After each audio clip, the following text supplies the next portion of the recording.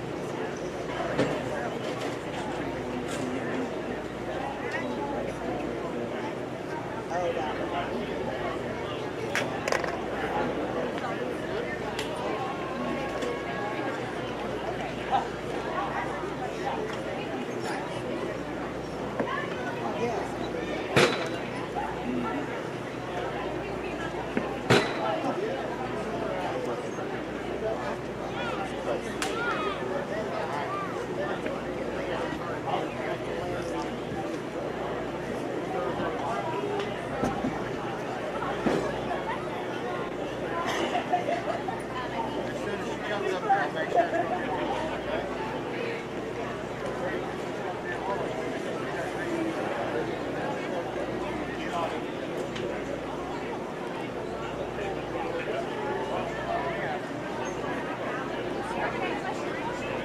sure do.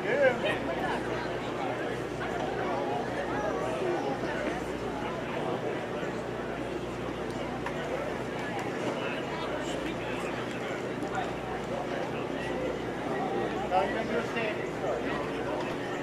All right, go out there. Show you how you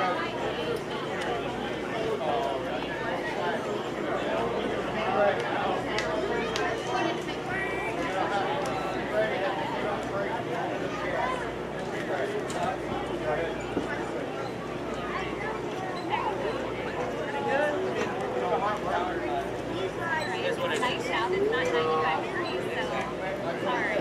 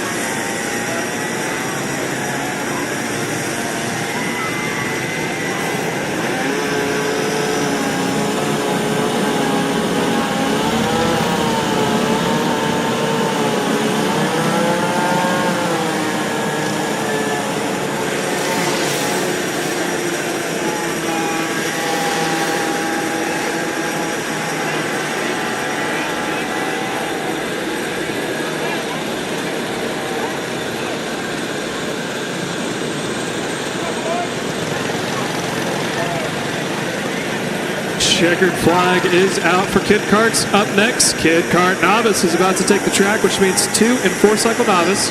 You're going to be up on grid, 2 and 4 cycle novice to grid. 206 senior medium, you're going to be up on pre-grid.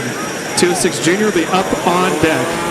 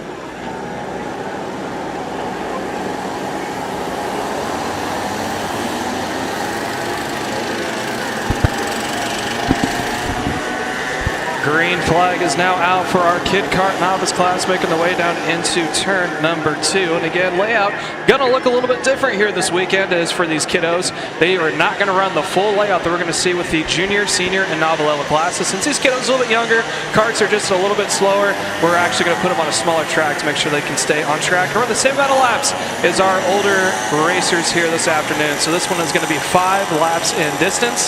And again, this is a pre-final. However they finish here in the pre-final will determine their starting spot later this afternoon. We've already had our Kid Kart Novice, or sorry, our Kid Kart class make their way through. Kid Kart Novice is who you're watching now. Up next, we are going to have our 2 and 4 cycle novice. They should be up on grid, followed by our 206 senior medium. And then after that, it's going to go into the 206 junior. Following 206 junior is going to go to 206 junior sportsman, 206 senior heavy, followed by KA senior. Micro Mini will follow after that, then 206 Masters, KA Junior, 206 Senior Light, 206 Master Heavy, and Super Masters ran in 2 different classes.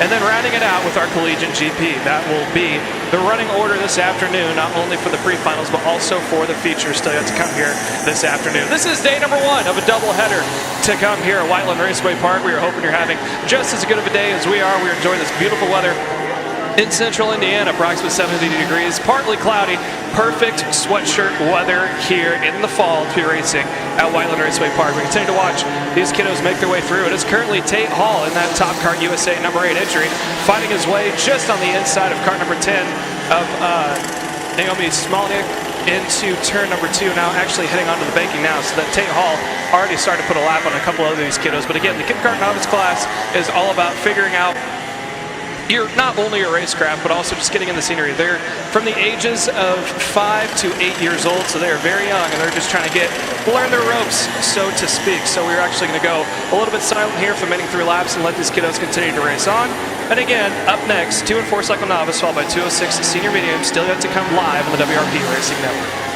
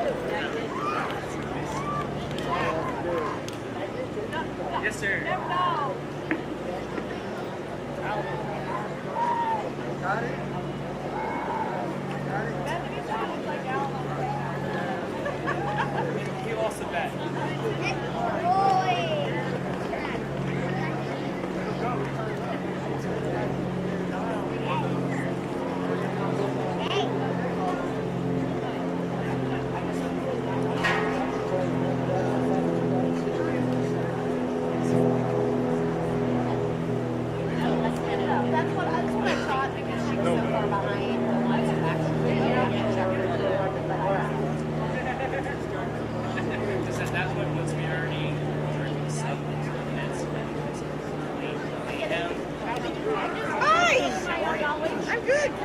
We're going to. I'm going to go back. Oh, okay. Oh, hi, Dustin.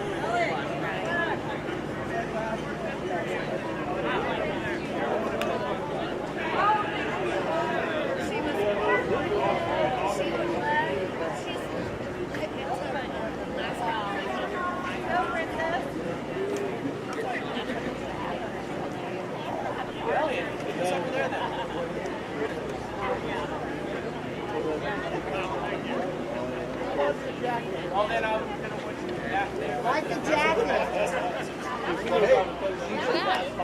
I just need more covered space so people don't have to run. Just let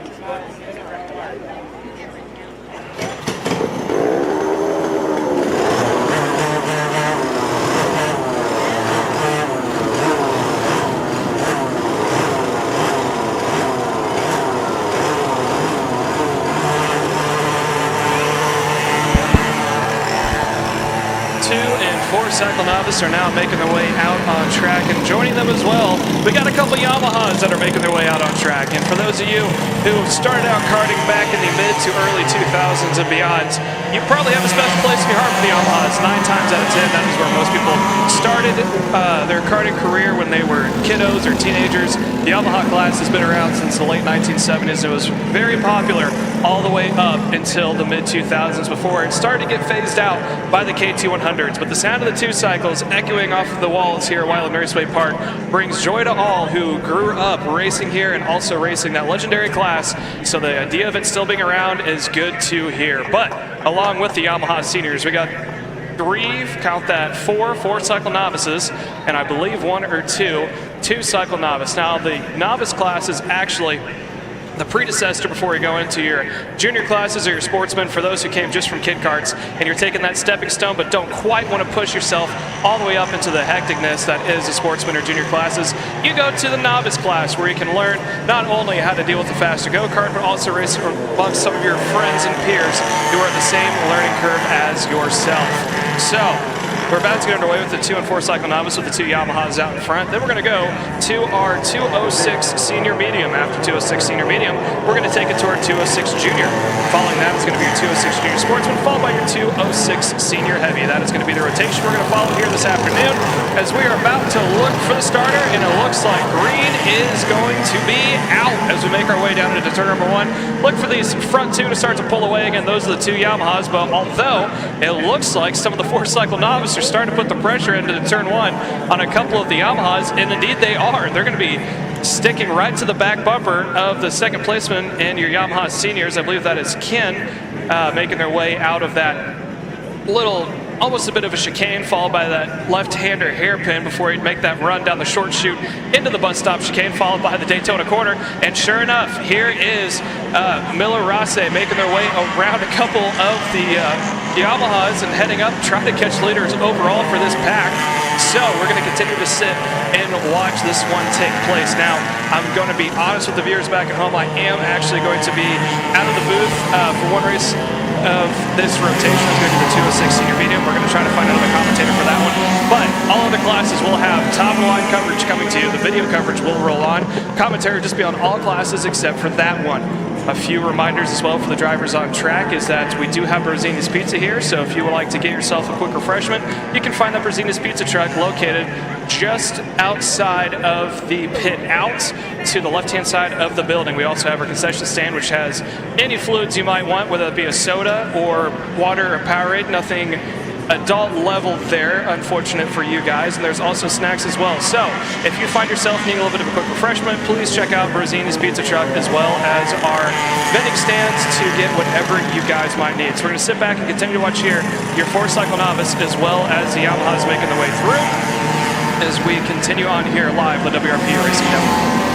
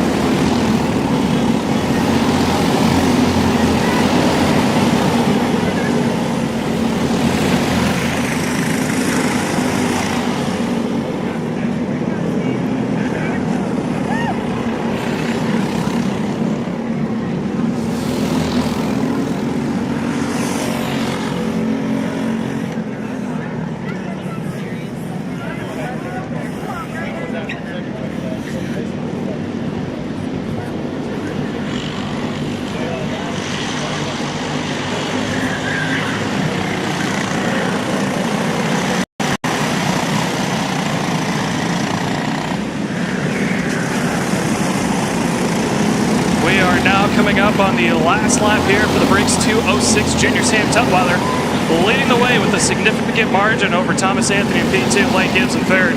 But that second pack on back, that Thomas Anthony, Lane Gibbs, Maddox Hooper, Gage Justinato, Braden Rudder, that is all where the show is at right now. They're hustling and tussling back and forth, throwing slide job after slide job, heading into the chicane, followed by that hairpin. There's Sam Tutwiler, your leader. Last time by, 2 seconds ahead of the pack, and there's the pack in question. So I think that's Lane Gibbs, or Gage Justinato, sorry, just out in front, holding about a 2-car length advantage over the rest of the field there, coming out of Daytona corner. Might get a little hectic here coming up for the checker flags. There's a peek down on the inside, but not going to get up there for Lane Gibbs on that inside line. Up to the second to last corner for the final time to cross the start finish. Checker flag out. Sam Tutwiler's going to start on pole. Here comes the rest of the pack. Thomas Anthony comes across the P2. Lane Gibbs into third. Maddox Hooper into fourth. Gage Justinato into P5. Braden Rudder into sixth. Kyler Peebles in seventh. Lucian Laser up to P number 8. Raider Santos in the 9th. And that will do it for all who are in that front group. Patton comes across in 10th. Christopher East, 11th.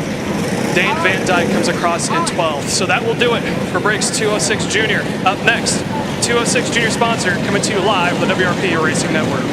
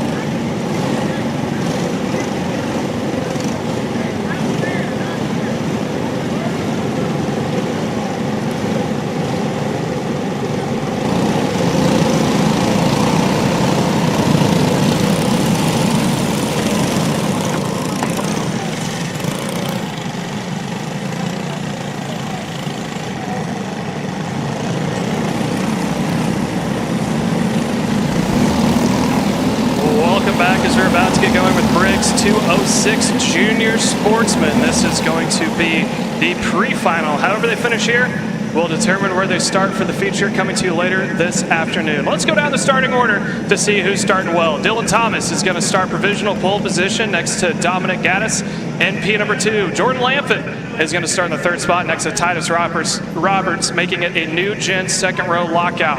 Kason Hendrickson is starting on the Evo chassis in question there in P number 5, AMAX Racing entry. Jackson Stone on the Charles Leclerc kart will start in 6th. Lincoln Wiley will start in P7 next to Easton Shores in P number 8 on the Nitro. Nico Santos in the Tony kart will start in P9 next to Colby Haggard in the Nitro entry in P10. And then the rest of the order down as well. This is going to be 14 karts deep here coming to you as they're coming down the main straightaway. Let's see if they get the green flag again. They do not get the green at the start finish. They get it going into turn 1 where they have just a little bit more room to sort themselves out. And let's take a look as they make their way through. That top kart on the inside on pole position. Right next to it is the MPG entry. Let's see how they go down into turn number 1. And it is a no start. We're going to send them around one more time. See if we can't get the green this next time.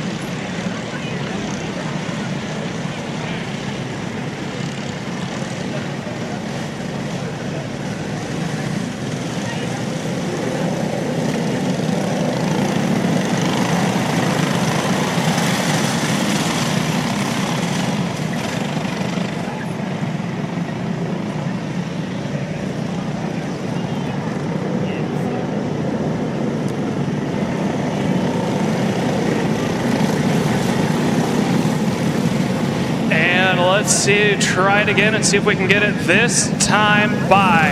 Across the start-finish straight they go, coming down. Let's see if they're going to go into the tram lines perfectly, and it appears that they're heading for that right direction. Green flag is out. We're rolling down into turn number 1. They're going to jockey for position heading down. It looks like they're almost going to go single file in the top 3 rows.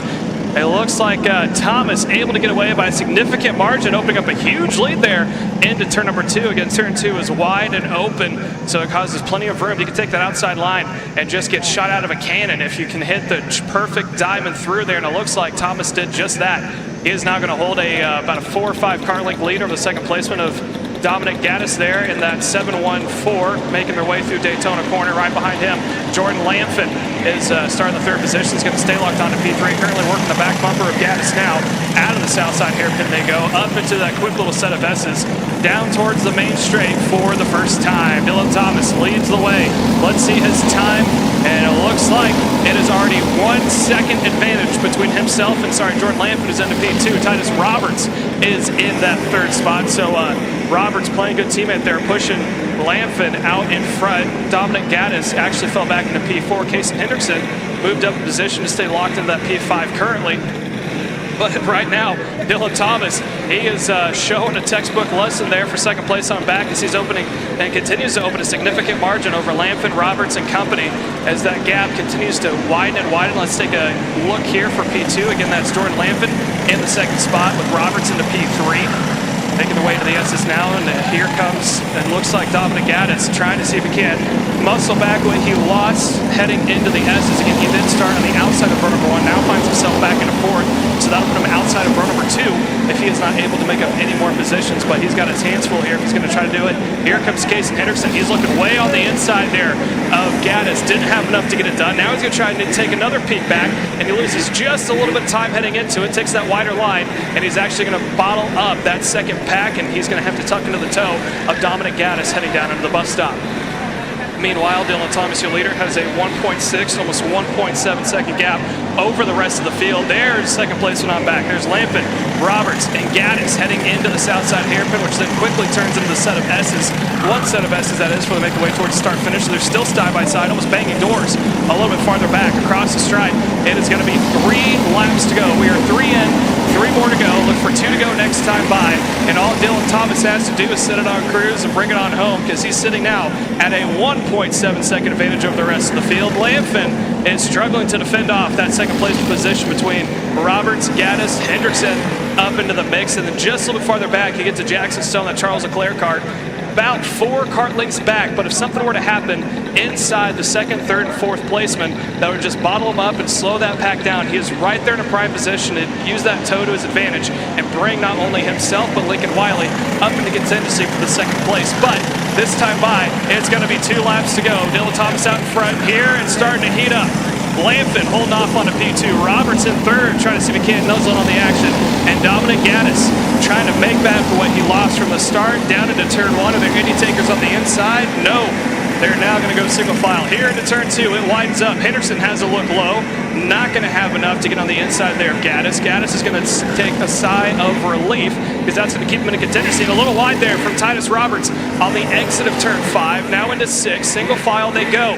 As of now, Lanfin's got the breathing room that he needs, but it's going to be Dominic Gaddis putting the pressure onto Titus Roberts into Daytona Corner. Does he have enough for Southside Hairpin this time?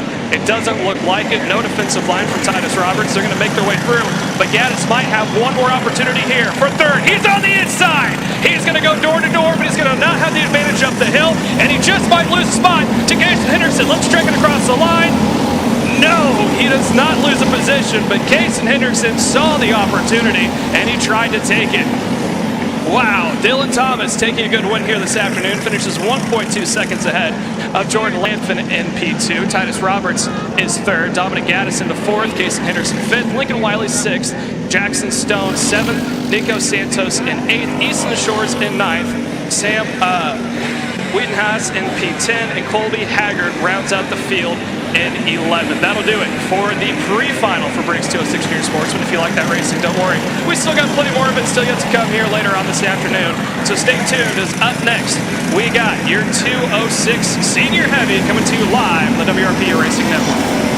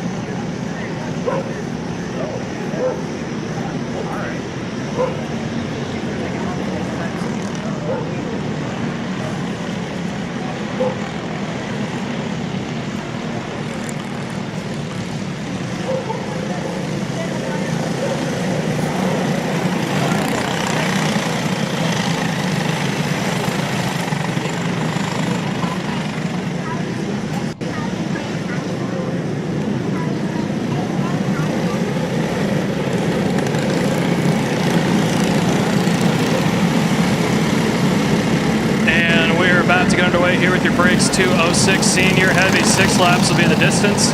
It is set for Justin Laudick and Brennan Hanville to be in the front row, but it looks like Laudick went to the back of the field. We're going to send him one more time around.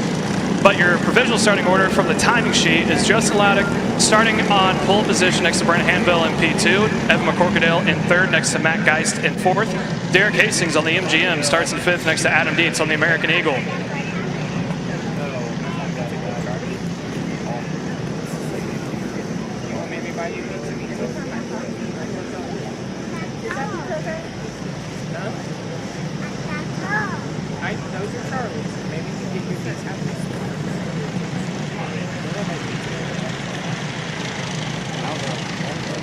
Michael Schaefer starts in the 7th spot next to Tom Harleman in P number 8.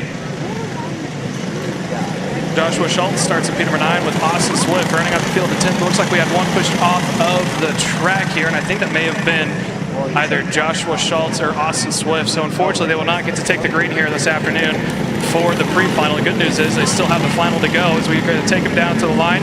Here they come across the start-finish, so that's going to promote Evan McCorkadale up into the 2nd spot. He is not going to be on the outside of row number 2. Bernie Hanville moves to the inside line for pole position. Let's see if it's green, and it is down into turn number 1. Hanville is going to lead the way with McCorkadale in P2, but McCorkadale, he's getting nuzzled out of the way because here comes Matt Geist. Elbows out for P3, and he is now going to take it for 2nd. Here comes Adam Dietz on the outside, trying to get him lined up into P number 2, and he is now going to push McCorkadale back into 4th, and McCorkadale still under fire. There's still all sorts of pressure. I think that's now from Justin Laudick. I could be wrong, maybe Tom Harleman, who's going to tuck in right behind Evan McCorkadale. So Hanville's your leader, and the man himself, Matt Geist, has probably got more laps here in the 206 than anybody I know. Running in 2nd, Adam Dietz is now up into P number 3, and just behind him, McCorkadale settles down into that 4th spot as they make their way across the stripe now. Derek Hastings is now into the 5th spot with Burpo into 6th. Let's take a peek back up at your leaders. So there's your top 2. Hanville out in front, Geist into P2. Geist is tucking close to that toe of Hanville, but he's not close enough to make a move. All the while, Adam Dietz for 3rd. He's got a bumper full of Evan McCorkadale running in the 4th spot. Let's see if McCorkadale tries to work with him or maybe push himself around. And it looks like for now he's willing to work with Dietz as they make their way to the bus stop. He's staying close on the back nose, trying to see if he can't push him back up to the top 2 and making their way into the south side hairpin now. Hanville continues to lead, and there it is, 1 and 2, Hanville and Geist. Geist slowly closing the gap, but here comes Adam Dietz.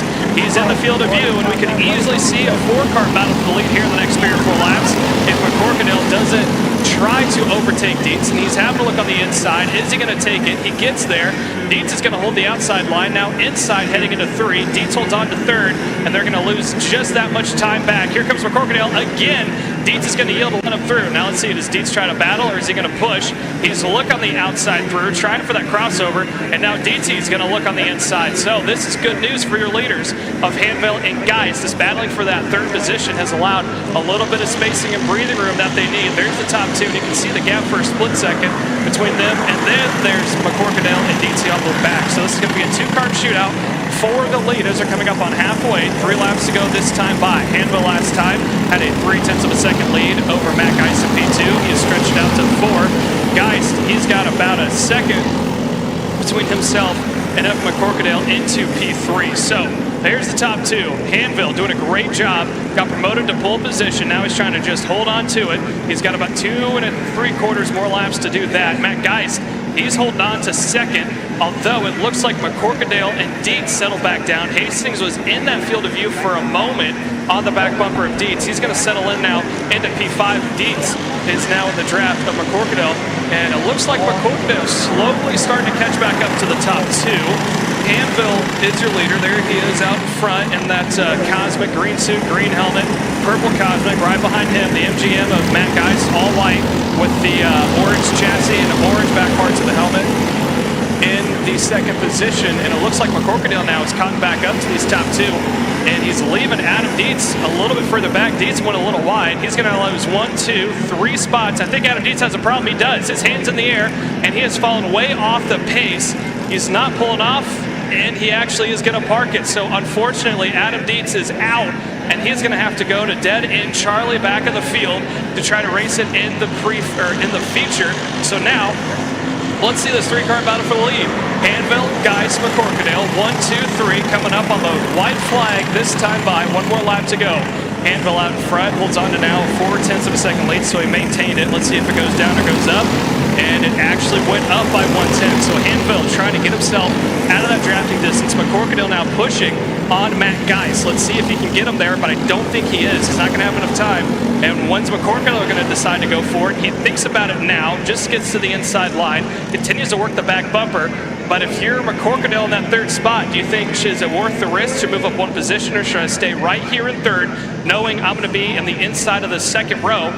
Is that better than being on the outside of row number 1? Some might think yes, some might think no. Let's see what he thinks. He's on the back bumper. He's looking low, trying to get there on the inside hairpin. Just not close enough.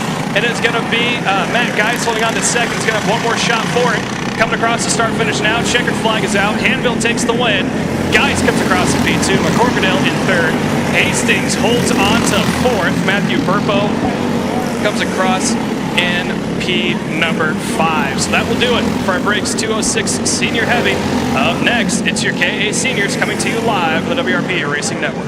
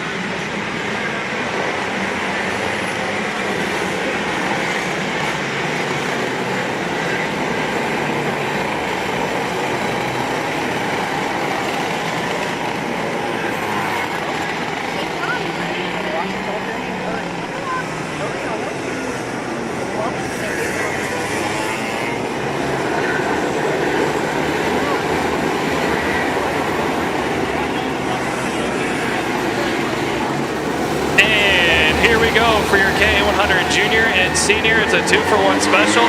It is going to be Augusto on the front row next to Adam Maxwell P2, Matt Dean, Daniel Piercy in that K100 Senior, all making the way through now. Who's going to have the inside line? And they're all going to go side by side. Well, look at the KAs making the way through the new parts of the track and the sweeper. Have you seen anything beautiful today? Other than that, I have not. This is nothing better than a 100cc 2-cycle making its way through legendary Whiteland Raceway Park, especially the new features and add-ons. Let's watch them through. And I think that is actually Adam Maxwell up in the front now. That Top Kart USA that is actually not. Adam Maxwell is running with the AMAX Racing. Let's see him to come by. My timing's been a little bit messed up all day today, so I do apologize for any misconceptions we may have. That is actually Adam Maxwell, the AMAX Racing Top Kart chassis entry. Right behind him was Matt Dean, but he's now going to lose a spot to Daniel Piercy up into P2. As they make their way through again, this is a mix between K100 Junior and Senior. And Masters as well. There's a 2 Masters and the rest are all Seniors. So we're now watching Adam Maxwell up in front. The kart 97 to Matt Dean is registered on the screen in second. He is actually running in third. And I believe Daniel Piercy is up into second, but I want to say that he is actually in fourth right now. Not quite sure who that Sodi car is to make the way across the stripe.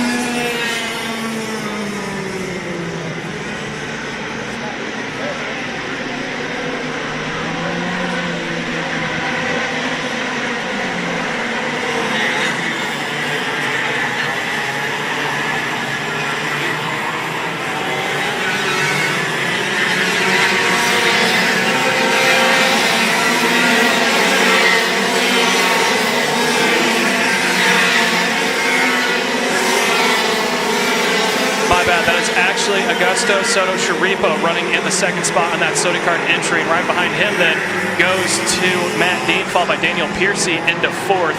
That was my mistake. Now we got it cleared up, and let's see if we watch this race continue on. So Matt Dean is registered out in front, but I believe he's actually second spot. I believe that is Adam Maxwell who is out in front in that top cart. But I could be wrong on that one as well. Sorry, guys. Timing has been a little bit messed up all day today. We are doing our best. We're making our way through. But I do know that that is Augusto Soto Sharipo running in the second spot, leading that second pack, followed by Matt Dean.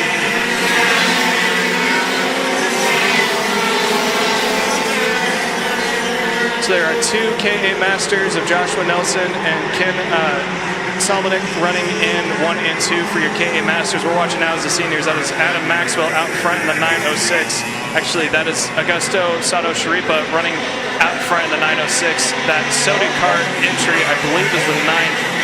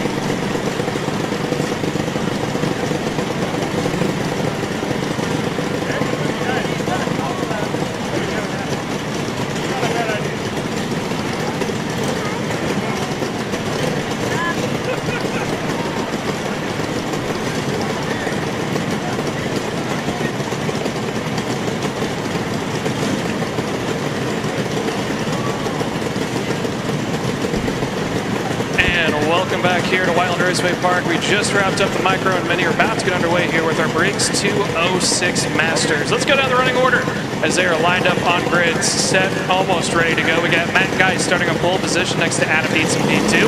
Troy Tony will start in the third position next to Melvin Gazzi in P4. Brian Williams will start in the fifth spot next to Travis Wilbur in P number 6. Matthew Burpo will start in P7 next to Kevin Smoliak in P number 8.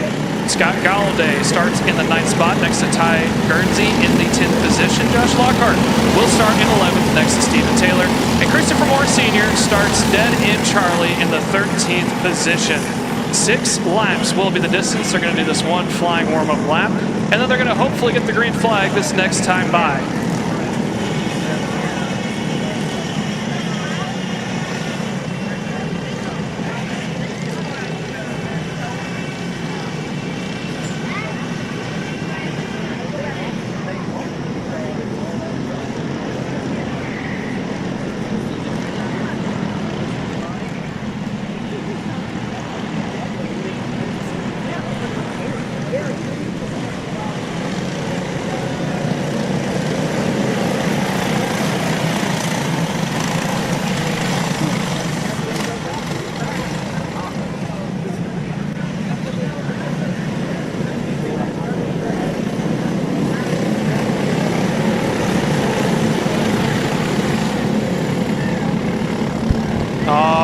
Let's set and let's see if we get the green this time by. And we do. Down into turn number 1. It is going to be Matt Geist and Adam Dietz side by side. Adam Dietz elbows up, holds on to that second spot. Matt Geist is going to continue to stay in the lead on the outside line. If I'm not mistaken, I think that may have been Troy Tony taking the outside line as we got 2 together over in turn number 3, and they're going to try to get themselves sorted back out, and it looks like they'll get underway. Unfortunately, with how short the sprint or the pre-final is, they're not going to have enough time to catch back up to leaders unless something dramatic happens, which would make my life a whole lot easier here for this sprint race. We're going to continue to watch here the next 5.5 laps. There's 1 and 2, Matt Geist and Adam Dietz. Matt Geist out front in that MGM Ghost Engines package with Adam Dietz and that American Eagle, also on a Ghost engine running there in P2. Troy Tony in the new gen Ghost engine as well, entry in P number 3. Brian Williams in P4. Matthew Burpo in 5th. Travis Wilbur in 6th. Kevin Smoliak in P number 7. Melvin Gazzi in 8th. Scott Galloway 9th. And Ty Guernsey rounds out your top 10. We're going to sit back here and watch for the next 5 3/4 lap the top 2 of Matt Geist and Adam Dietz. And if you recall back into the heavy 206 heavy, that is pre-final, Matt Geist was up inside the top 5, and he had a little bit of an issue coming out of turn 3 heading into 4, and he had to stop a little bit early, so he has to go to the back. Dead in Charlie for the feature for 206 heavy. Now for Master, let's see if he can recoup and possibly start on pole position as he continues to push on the back bumper of Matt Geist, making the way across the line. 4 laps to go, 2 are in the books out of 6 if my math doesn't fail me.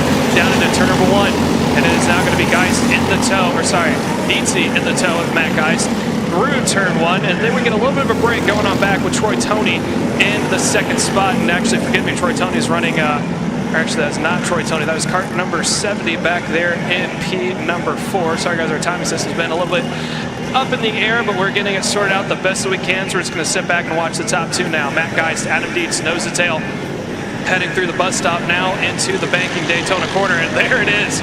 Dietz all up on the back bumper of Geist. He's trying to get as much breathing space as he can between himself and the rest of the field from behind. The more gap he can make now, the easier their life is going to be here in about 2.5 laps when it comes time for that final lap. When they start battling it out, they don't have to worry about the rest of the field closing back up. They continue to jockey back and forth for position. And right now, the gap between your 3rd placeman on the time machine of Troy Tony and the leader of Matt Geist is sitting at about 2.7, 2.3 to Adam Dietz. But Adam Dietz gave a little bit of breathing space coming across the start-finish straight to close back up down into turn 1. I don't think he's trying to get a run on him just yet. Mostly just using that accordion effect to try to push him away from the rest of the field. Good shot of the 66 American Eagle of Adam Dietz making his way through now. Into the Daytona corner they go into the south side hairpin. Dietz is not going to be close enough to make a move here, but I don't think he wants to. He's probably going to want to do it in about 1.5 laps time, because right now we're coming up on 2 laps to go this time by. 1 more until White across the stripe, and it looks like Guys gets a great run in that final corner. Now up to about 0.3 of a second between himself and Adam Dietz. Troy Toney falling off the pace just a little more with that second pack, but I think that's due to the battling back and forth that he has to deal with. Right now sitting at 2.3, and here comes Brian Williams. He's up into 4th after starting in the 6th position. He made up 2 spots, and now he's starting to put the pressure on Troy Toney. Not close enough to make a move, but just there to make a mistake, and he is tucked well inside that toe to the best of his ability. And right behind Brian Williams, you get to Matthew Burpo, although I think that actually might be Melvin Godzi running in the 4th spot just behind. So we got that pack going, and then we got this front group. Guys, leading Dietz. Here comes to the white flag. One more time by for your leader of guys. Last time was 0.33, this time by 0.39. So he opens it up, but just barely. He doesn't have enough to be comfortable here in this last lap. Any chance might be an opportunity there for your second placement of Dietz to make a move, but Dietz is currently struggling to hang on to that front group through the 4th and 5th turn complex, heading up into turn 6 to get that run down that short back straightaway. He's still not close enough, down by about 3 kart lengths now.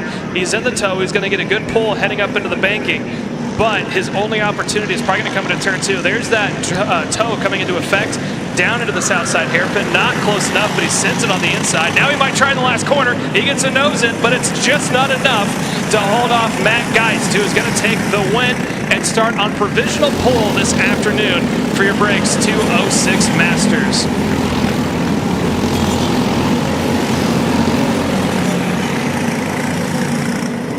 So that will do it for that one. Up next, we got your K100 here, followed by your 206 Senior Light, then your 206 Master Heavy and Super Masters, followed by Collegiate GP. And after Collegiate, that will do it for the pre-finals. We get set to go for the features, coming to you live on the WRP Racing Network.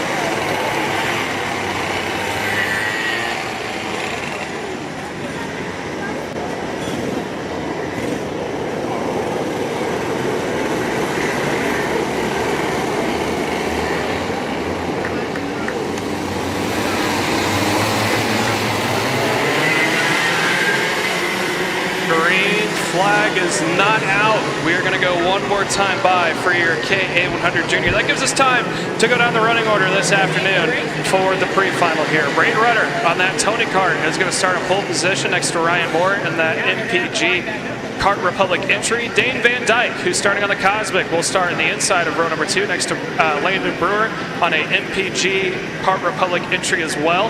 Maddox Hooper starts on the Tony Kart, another new gen entry if I'm not mistaken. We got Mason Gallian in P number 6, Christopher Yutzi in 7th, and Charlie Myers starting in P number 8. Grace Holden will start in 9th, and Lucian Laser will start in the 10th position. 2 times the charm. Let's see if we get it this time by, as we're going to take it down to the start-finish straight. Again, we're going to go past it and then hope for the green heading down into turn 1. This just gives them enough space, and it's wide enough to try to jockey for position there. So let's see it this time by. Do they get the green as they're trying to head for the tram lines? Eyes on the starter. Green is out. We're rolling down into turn 1. Looks like Braden Rudder is going to have a clean getaway here on pole position, and he will, and is going to bring with him Dane Van Dyke up in a second.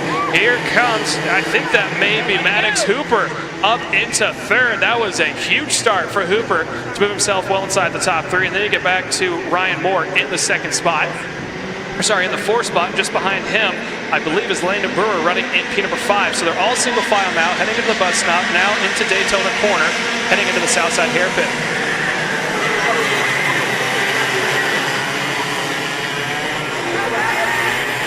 They're all single file, making their way down towards the start finish straight for the first time. 5 laps to go. Down into turn 1, looks like there's no takers on the inside line. They're all going to stay true and single file the normal racing line. Through turn 1, now up into 2. Single file they go, and you can tell the difference in racing line, just how wide that turn 2 and setup for turn 3 is. There's so much space that there's in reality about 4 or 5 different racing lines. Some guys like to hold it close on that white line to get a better setup for turn number 3. Some guys like to bring it all the way out wide and then kind of cheat the corner into 3, use it as a throwaway corner, and then set it up for turn 4. And some like to just go straight in the middle and then bring it all the way out to the outside and come back over. Different racing lines, different pros and cons all the way through. But we're going to continue to watch now and see what's works best for the top 2 of Braden Rudder and Dane Van Dyke, 1 and 2. Rudder holds on to about a 10th of a second lead. Van Dyke slowly closing back up to Rudder there in P2 as Maddox Hooper, gets in the back bumper of, Ryan Moore got in the back bumper of Maddox Hooper, got a little loose there heading into turn 2. They're both able to save it, but that is going to bog down that second group as they're going to go 3 wide into the bus stop. They're still 3 wide. Are they going to make their way through? Somehow they do. Very, very tight racing here in the pre-final. We're going to continue to watch these top 2 now. Rudder out front, Van Dyke into P2, still nose to tail, and then it is a absolute beehive there for 3rd on back, and it looks like Ryan Moore may have gotten a little bit of breathing space that he needs. He does. He holds up at a 2 car length advantage over Maddox Hooper running in P4. Landon Brewer just behind him in that MPG teammates there with Ryan Moore. They've got about a 1 car buffer and about 4 cars in between them.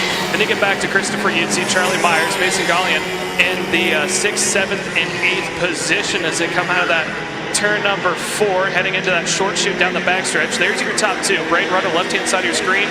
Dane Van Dyke on the right. So Rudder opening up just a little bit more of a lead through the rest of the field as they're coming up on 2 laps to go.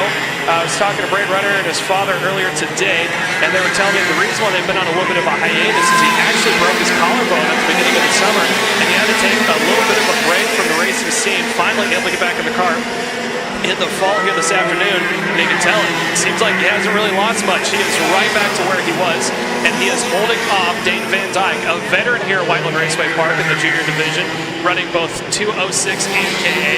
He has always been a front competitive runner, somebody you can never count out, especially if he's running inside the top 5. Somehow finds a way to make it to the front of the field. Watching these 2 champions making it down into the Southside hairpins. Future stars here at Whiteland Raceway Park, current stars in the junior division as they're now coming up on the white flag. 1 more lap to go. Let's see it. White flag is out. Down into turn 1. Let's see what Rudder does. Let's see what Van Dyke does. Van Dyke, he closed up to him with the draft into turn 1, but he's got to keep it very quick. He can't make any mistakes. He's now working about a half a car length. Thinks about it into turn 3. Tries it.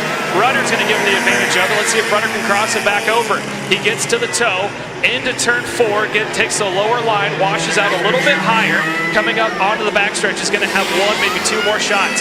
He's got the run through the bus stop. Daytona's not a good corner to pass. He's on the back bumper. Let's see if he can get him to the south side.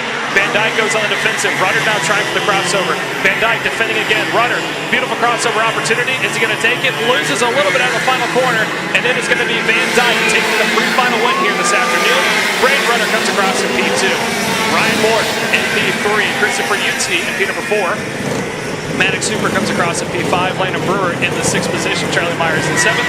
Mason Gallion in 8th. Wishing Laser up into 9th. And Grace Holden rounds out the field in 10th. So that is going to do it for our for our KA100 juniors. Up next, we have another 206 senior class. It's the light division about to make their way out on track, coming to you live on the WRP Racing Network.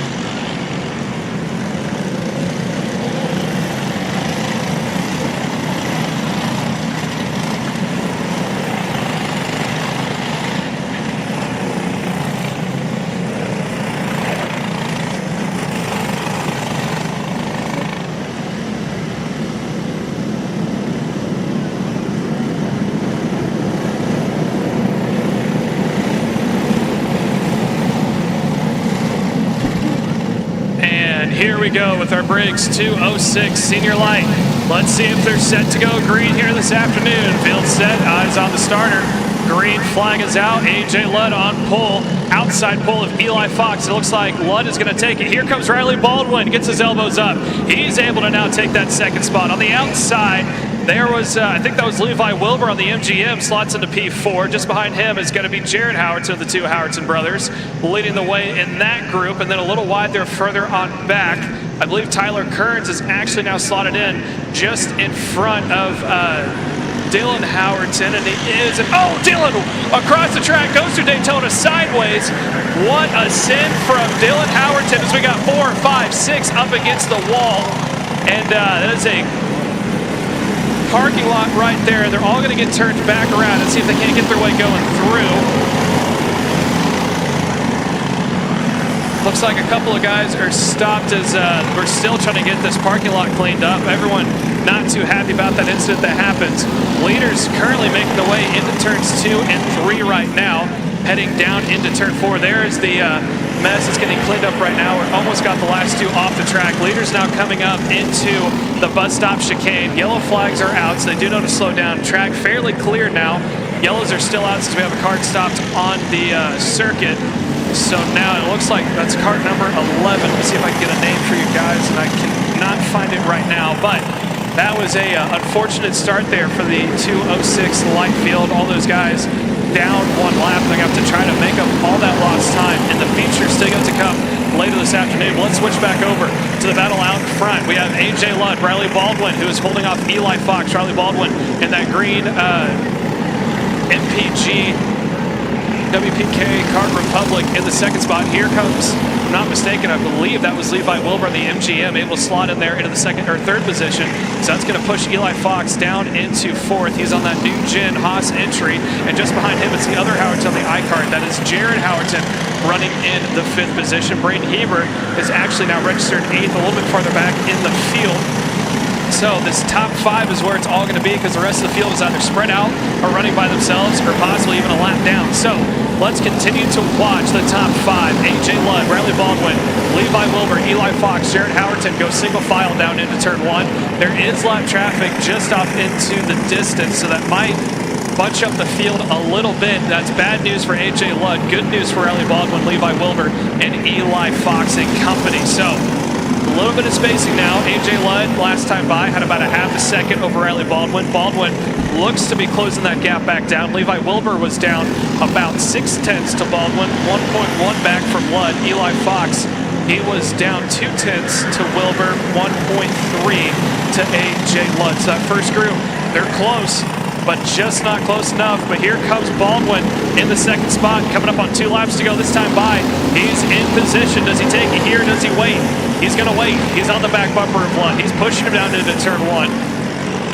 And let's see if he's going to be able to make a last-minute move here. He does have a little bit of time, just 2 laps, as here comes Wilbur around the outside, now inside of 3 and 4. And Eli Fox gets a wheel popped up in the air, comes back down, but it is getting very intense in that second pack. All the while, Jared Howerton, he's liking this battling, but it's holding him up. He wants to see if he can work with him to get to the front. So did Eli Fox. He had his hand in the air trying to tell Wilbur to push. He said, let's work together. We have a chance to catch back up if we play this smart. I don't think they're going to have enough time now, seeing as we're looking at a white flag this time by, unless these top 2 go back and forth and side by side all the way through. We're going to have a battle for the lead and a battle for third down into turn one. And AJ Ludd goes on the defensive. Baldwin says, all right, here comes a crossover. He gets a run. He's now set up on the outside. Ludd set up for the inside. Does he wash out? He gets a little bit to the middle parts of the track.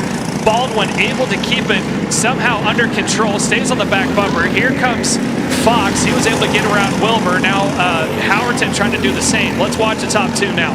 Ludd in that Top Car USA entry. Riley Baldwin in that green privateer with the MPG WPK entry in P number 2. As Ludd defends the inside, Baldwin tries it. Does he get enough for a crossover? He's got him set up for it. How does Ludd defend? He goes to the middle parts of the track, straight now to the inside, and Baldwin's got his hand in the air. There's nothing more he can do, and it is going to be AJ Ludd taking the win here for the pre-final. Riley Baldwin in P2, Eli Fox in third, Levi Wilbur in fourth, and Jared Howerton in fifth. Now, for those of you wondering why they throw the black and check at the same time, that means it is under review in a possibility of a penalty to be placed. So what you see on your screen, that is all provisional. That is subject to change here later on this afternoon, but I don't think there's a lot of friendships being made here in this 206 light class. So with that done and out of the way, we're going to get going now with our 206 Masters Heavy, followed by our 206 Supermasters, and then Collegiate GP coming to you live on the WRP Racing Network.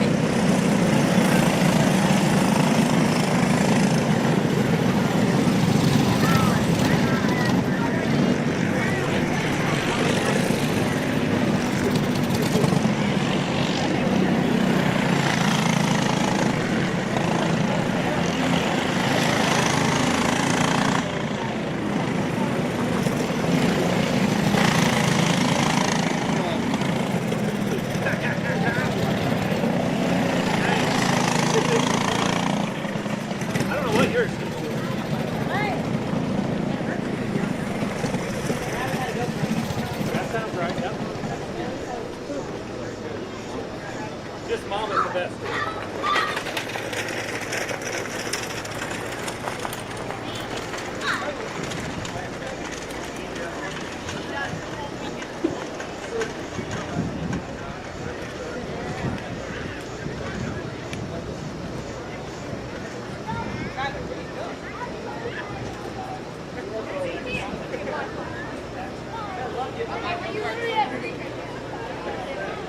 If you do, look.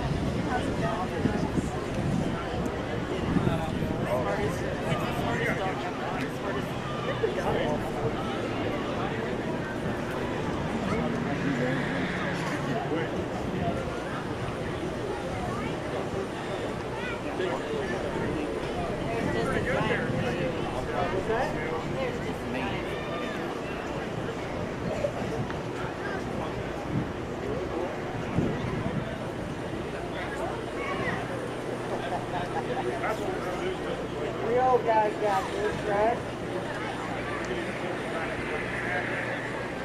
I guess.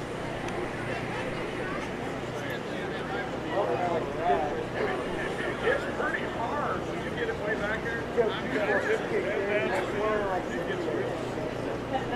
Until turn one, he just goes slide. I've learned you don't fly when you come out of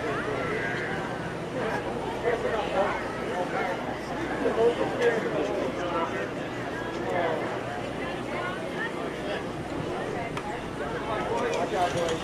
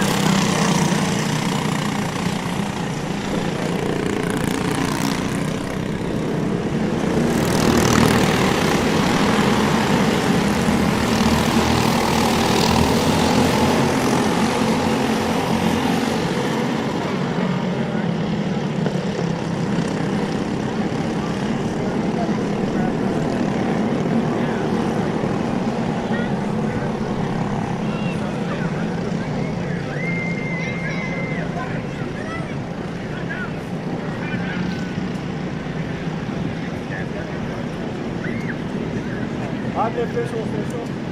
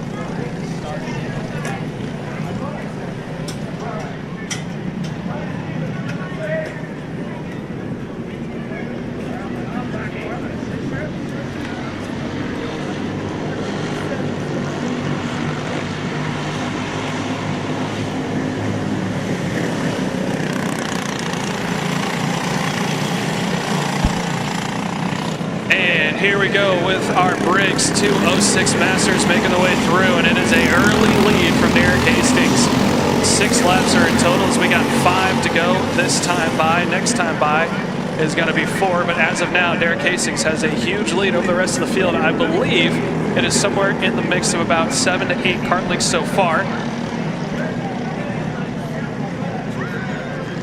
Second place is going to go to Melvin Godsey.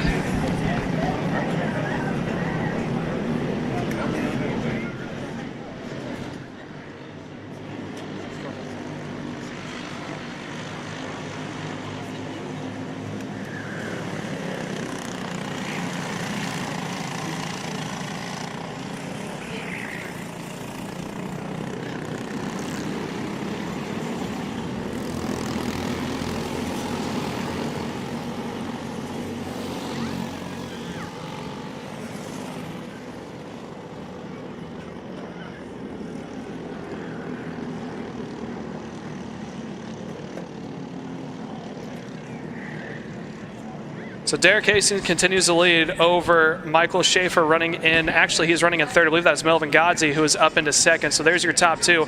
Godsey running in P2. Hastings out in front. Hastings had a huge lead last time by and the previous 2 times by. First lap, it was over second. Last time by, it was down to 7/10.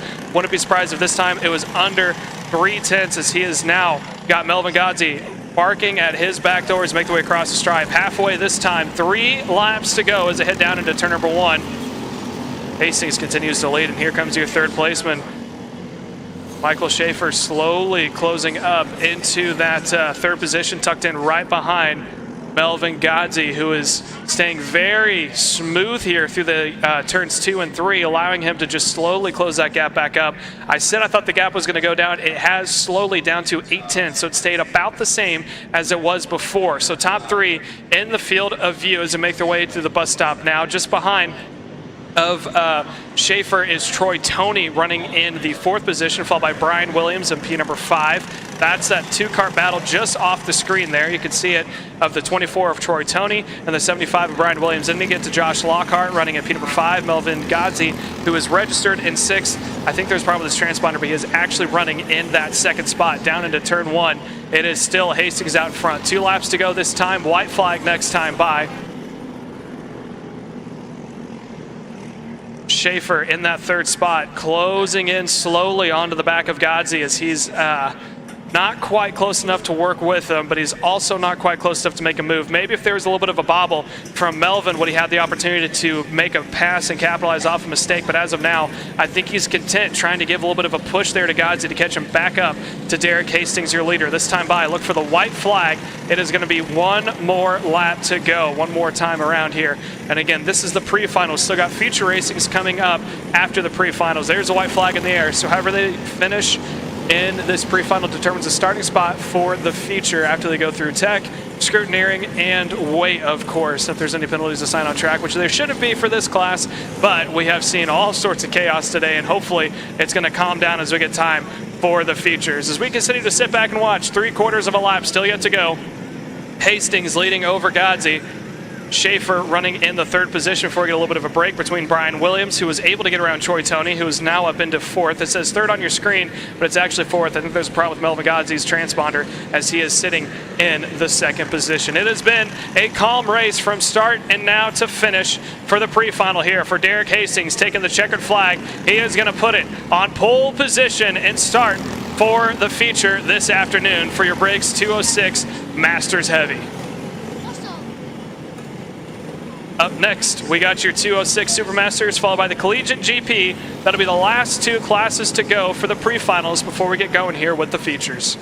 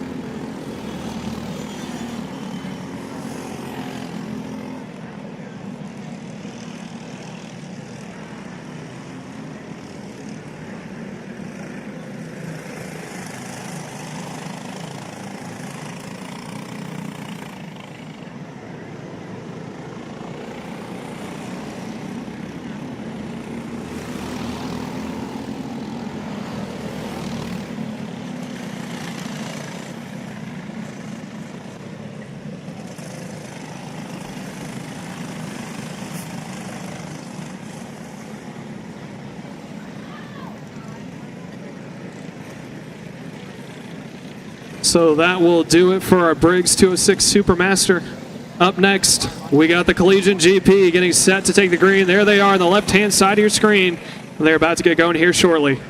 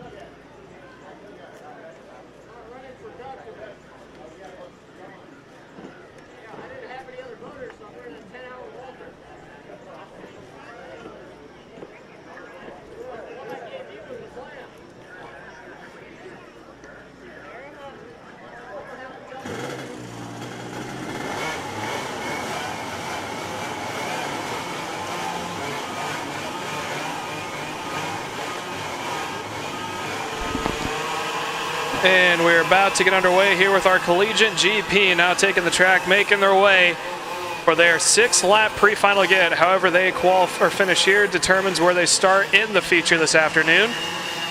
Andrew Gazda starts on pole position next to Luke Trageser in P number 2. Andrew Morin starts in P3 next to Randall Hubble in P4. Miles Frost will start in the 5th spot next to Alexa Garcia in P6. Kent Verasso will start in the 7th spot next to Megan Prague in P number 8. So this is going to be 6 laps is the distance. Now for those of you back at home wondering why these look a little bit different than what we've seen here all afternoon, well, this is actually a collegiate program that's put on by Purdue University. It is using the KT100 Yamaha engines with a pipe, a Y pipe that they use on the back.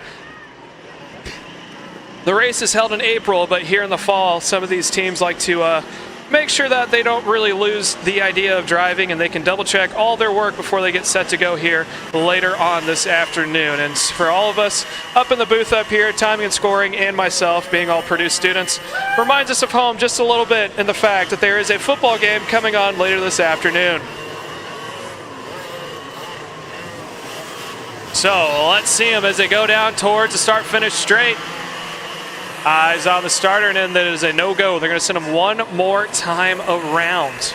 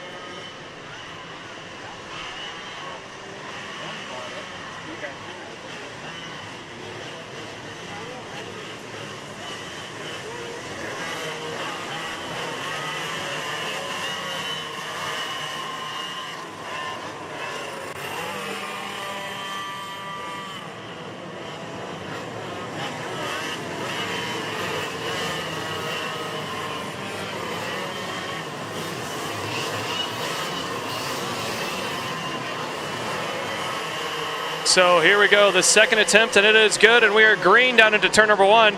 Andrew Gaza is going to yield the lead to Luke Trageser, who took it to the outside line. He's actually going to lose one more position. I believe that may have been Andrew Morin, who made it up into P2. Here comes Gaza now on the inside. Oh, side by side, and it popped a wheel there was Andrew Gaza. He's going to now be under threat here from Alexa Garcia, and it looks like she also is going to go side by side into the bus stop chicane. Somehow is going to make it work through, and they're going to go single file. So now it is Luke Trageser out in front, and that HCRC kart number 17 leading the way over, actually, I think that may be Randall Hubble in the triangle entry on that TB kart running in P2. His teammate, Andrew Morin, tried to almost take it side by side on the exit, coming down towards the main stretch now, heading into turn number 1. Let's see how it happens. Andrew Gaza, he's got around the inside. Does he take it? He does not. He thought better up, decided to back out. And now Luke Trageser, he is going to lose one position now to the 7th of Randall Hubble, heading in now into, oh, slight contact. Hubble cut off Luke Trageser, and then his teammate of Andrew Gazda also getting backed up as well. So they are all going shuffling back and forth, but now the two triangle fraternity karts out in front of Randall Hubble and Andrew Morin, running 1 and 2 respectively, followed by Alexa Garcia in the now 3rd spot. Then we go back to P4 of Luke Trageser, P6, I think it was Miles Frost, if I'm not mistaken, running in P number 5, Andrew Gazda in P6, and then just behind him is the 16 kart of Kent Varcero running in 7th. So shuffling back and forth all the way up towards the front. They're still going side by side. Alexa, she goes around, able to save it, keeps the engine fired, and she is now going to rejoin, but loses a handful of positions from it, but she is still on track. She's going to shuffle in, I think, somewhere back in the 9th position, if I'm not mistaken. So now let's see the top two out in front. Randall Hubble, Andrew Morin, the two TB kart teammates out in front, heading into Daytona corner now.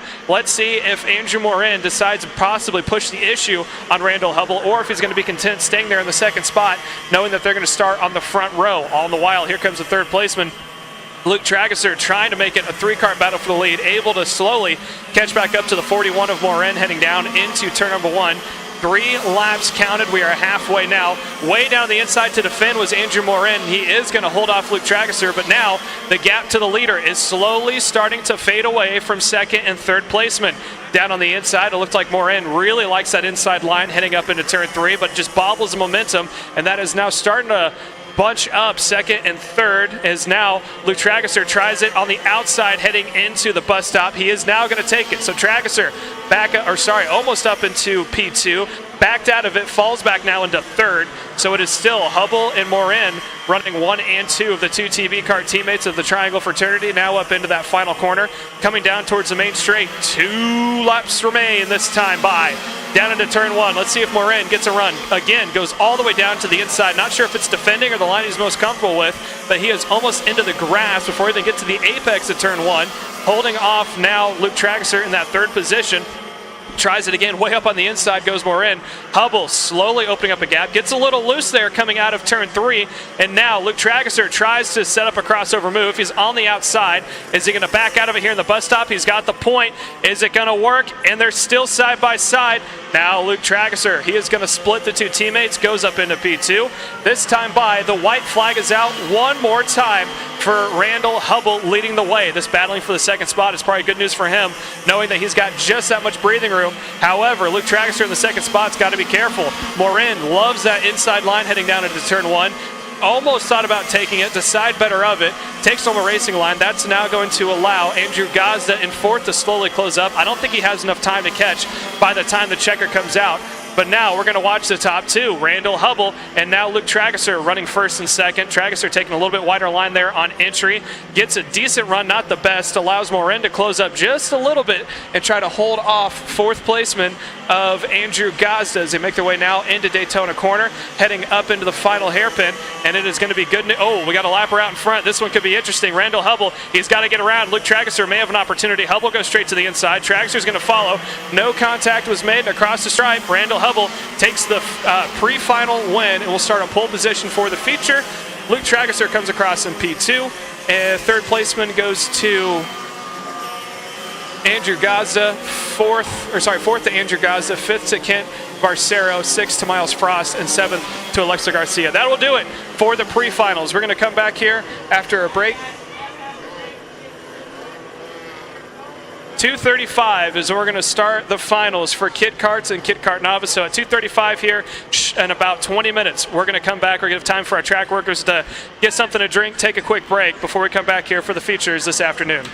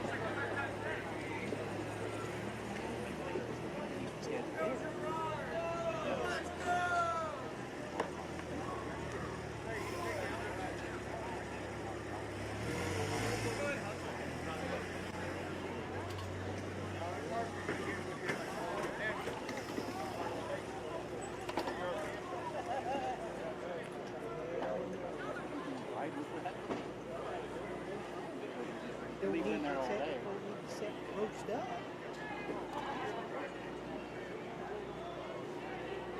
is there a way you guys do your videos and stuff? Is there a way to get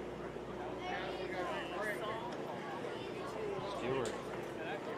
Oh, Stewart.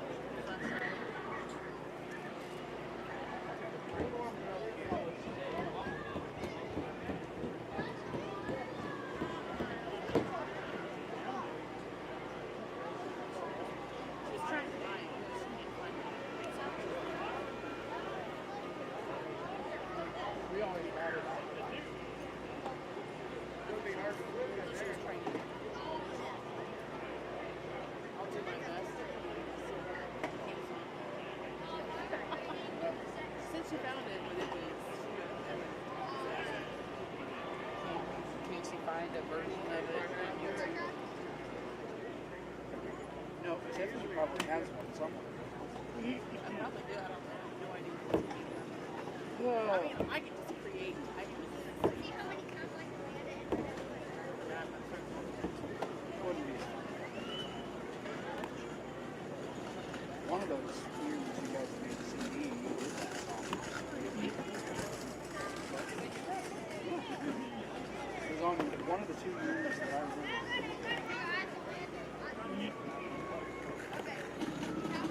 I wouldn't have a clue what it was.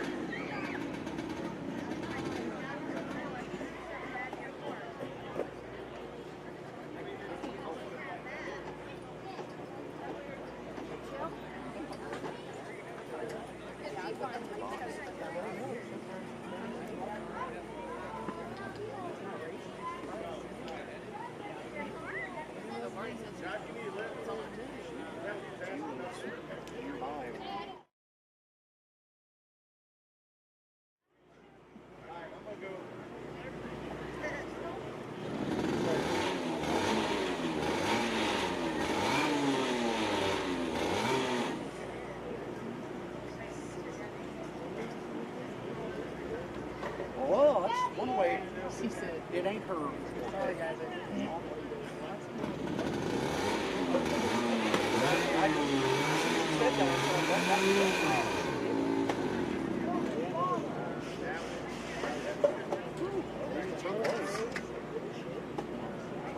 guess if she wants to.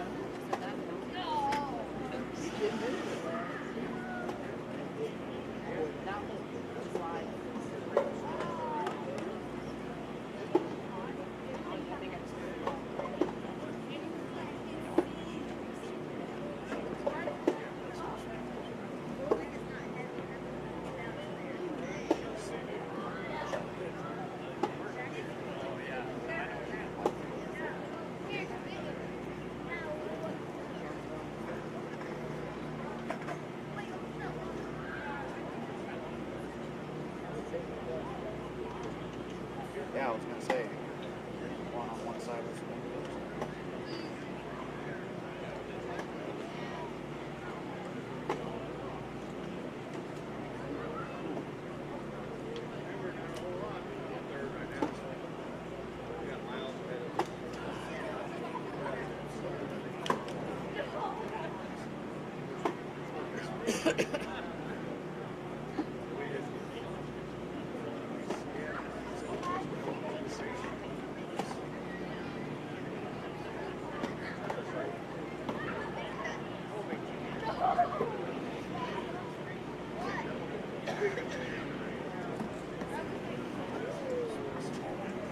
Pete? Did you pee? Good job for Pete. Good job for Pete. You're welcome. You're a goofball.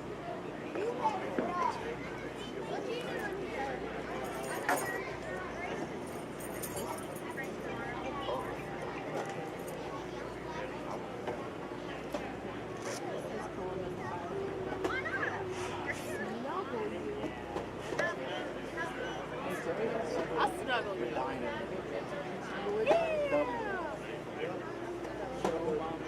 yes. I want to take a nap. I want to take a nap too. Just go take a nap with me.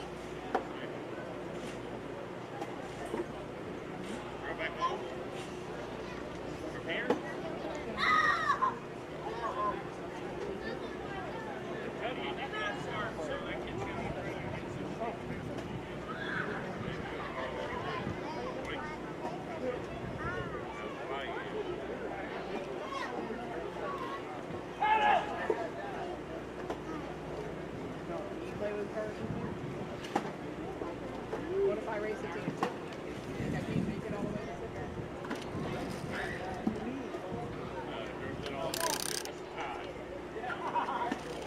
Woo! Ah, she got it. The other one? It's coming. You gonna get it? Level? There you go. Sit down. Here. If you scoot back a little bit, push it back here. Back towards me a little bit. Okay, sit. Gotta catch the other car. Ready, here it comes.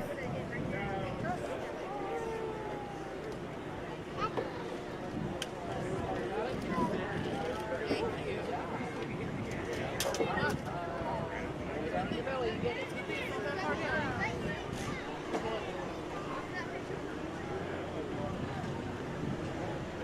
Get it? Look at you. You are a strong boy. Whoa! I just fell off the other way.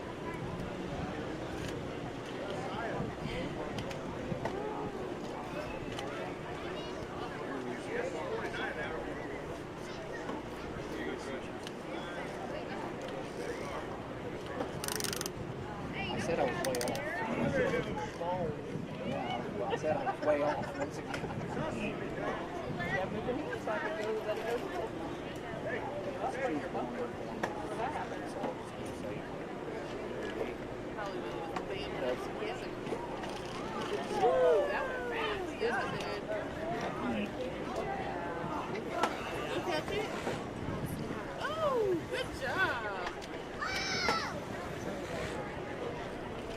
Woo!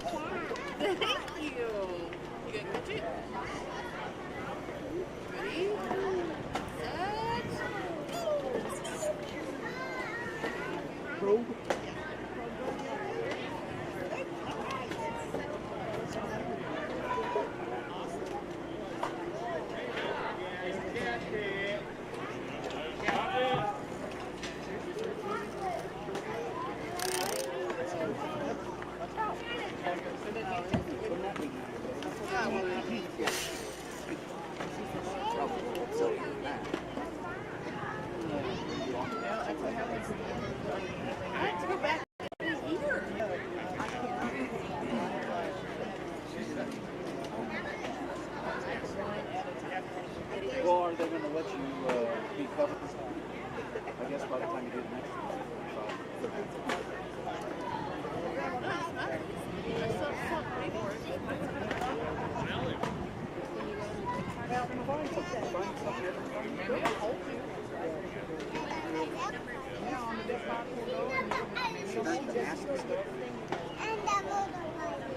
No, I don't think she wants that.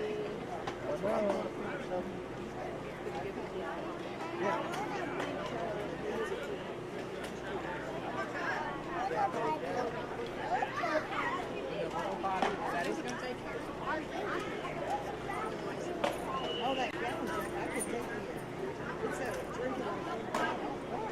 You're gonna take the wipes. The last one was like, Wait for your dad.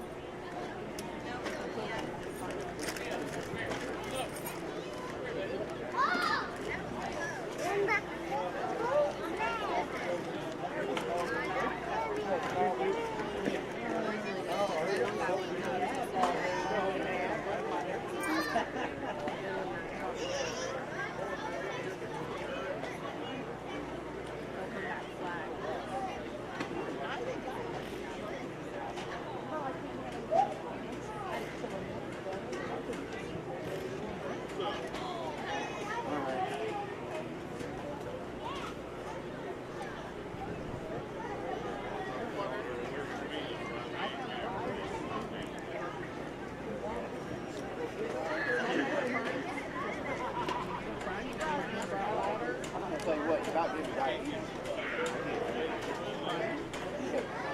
I know. It's, when I say it was so sweet, I felt I don't like this one's somebody's. that's one of my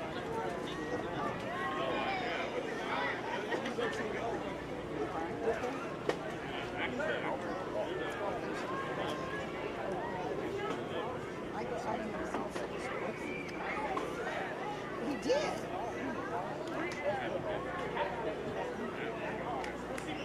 That was, whatever that red one was you gave me, that was so sweet. I couldn't not finish it.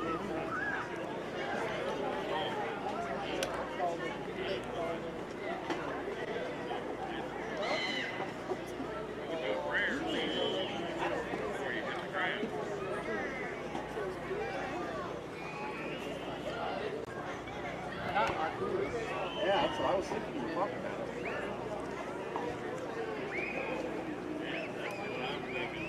Yeah, I know. Plenty of that.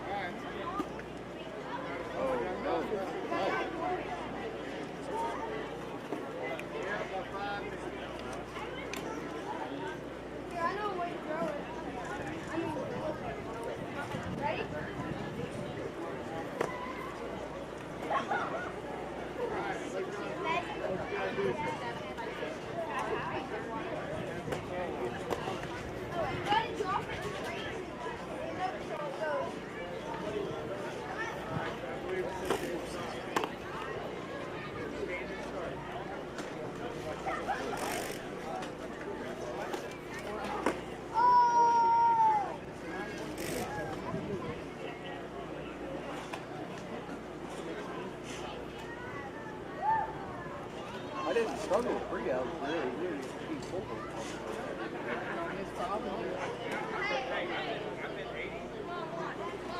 Hey, Eagle, do it. Do the eyebrow.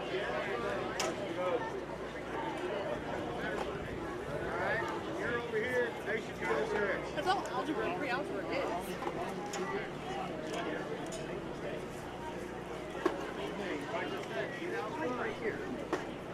Just go. You should be over here. Everybody else is over there.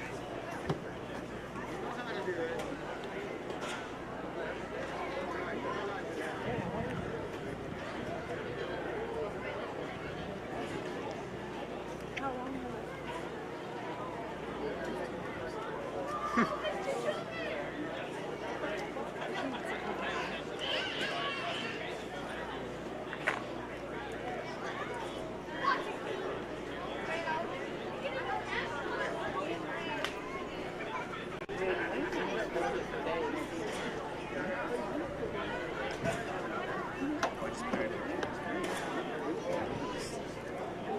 I'm moving it around. I don't know if I should do it.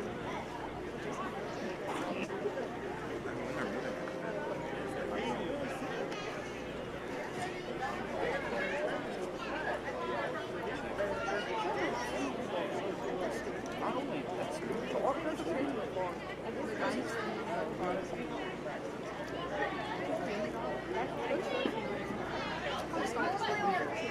oh, well, that'll do it.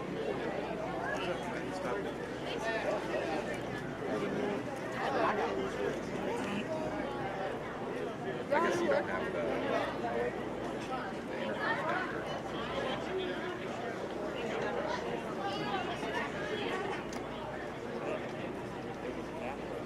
Did you ever, like, were you ever able to log into this? How do you do that without standing up?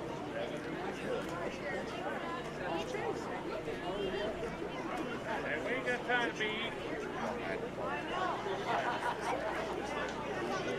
You left your toilet. Stick it out.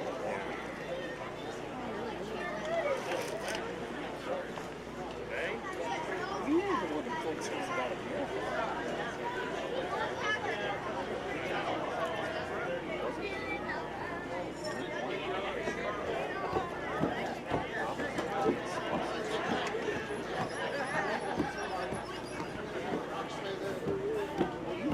I did that. I did that. I got somebody.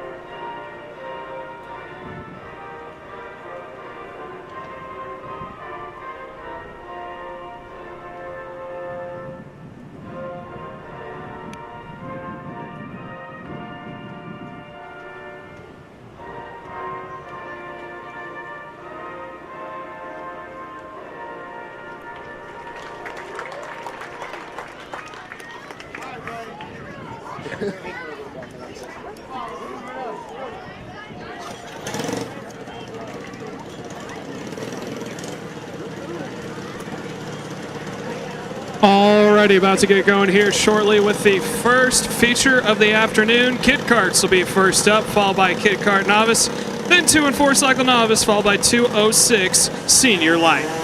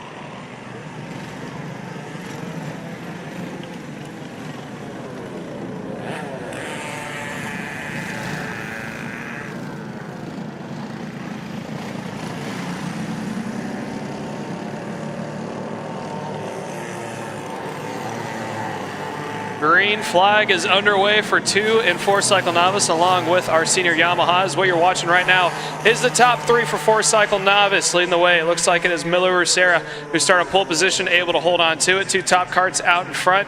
Chase Call running in P number 2, and actually Chase Call got up to the front and is leading the way over P number 2, which I believe is Miller Rucera. Can't really see because of that orange circle over the kart number. And then just behind should be Zachary Palik in kart number 4. So we got 3 4-cycle novices, followed by 2 Yamaha seniors making their way here for their 15-lap feature at Whiteland Raceway Park. Up next, as we got more racing still yet to go, we got 206 Senior Light. 206 Senior Light is going to be the next group to go out following 2 and 4 cycle novice. So if that happens to be you, make sure that you are up on grid. If you are running in 206 Junior, make sure you're up on pre-grid.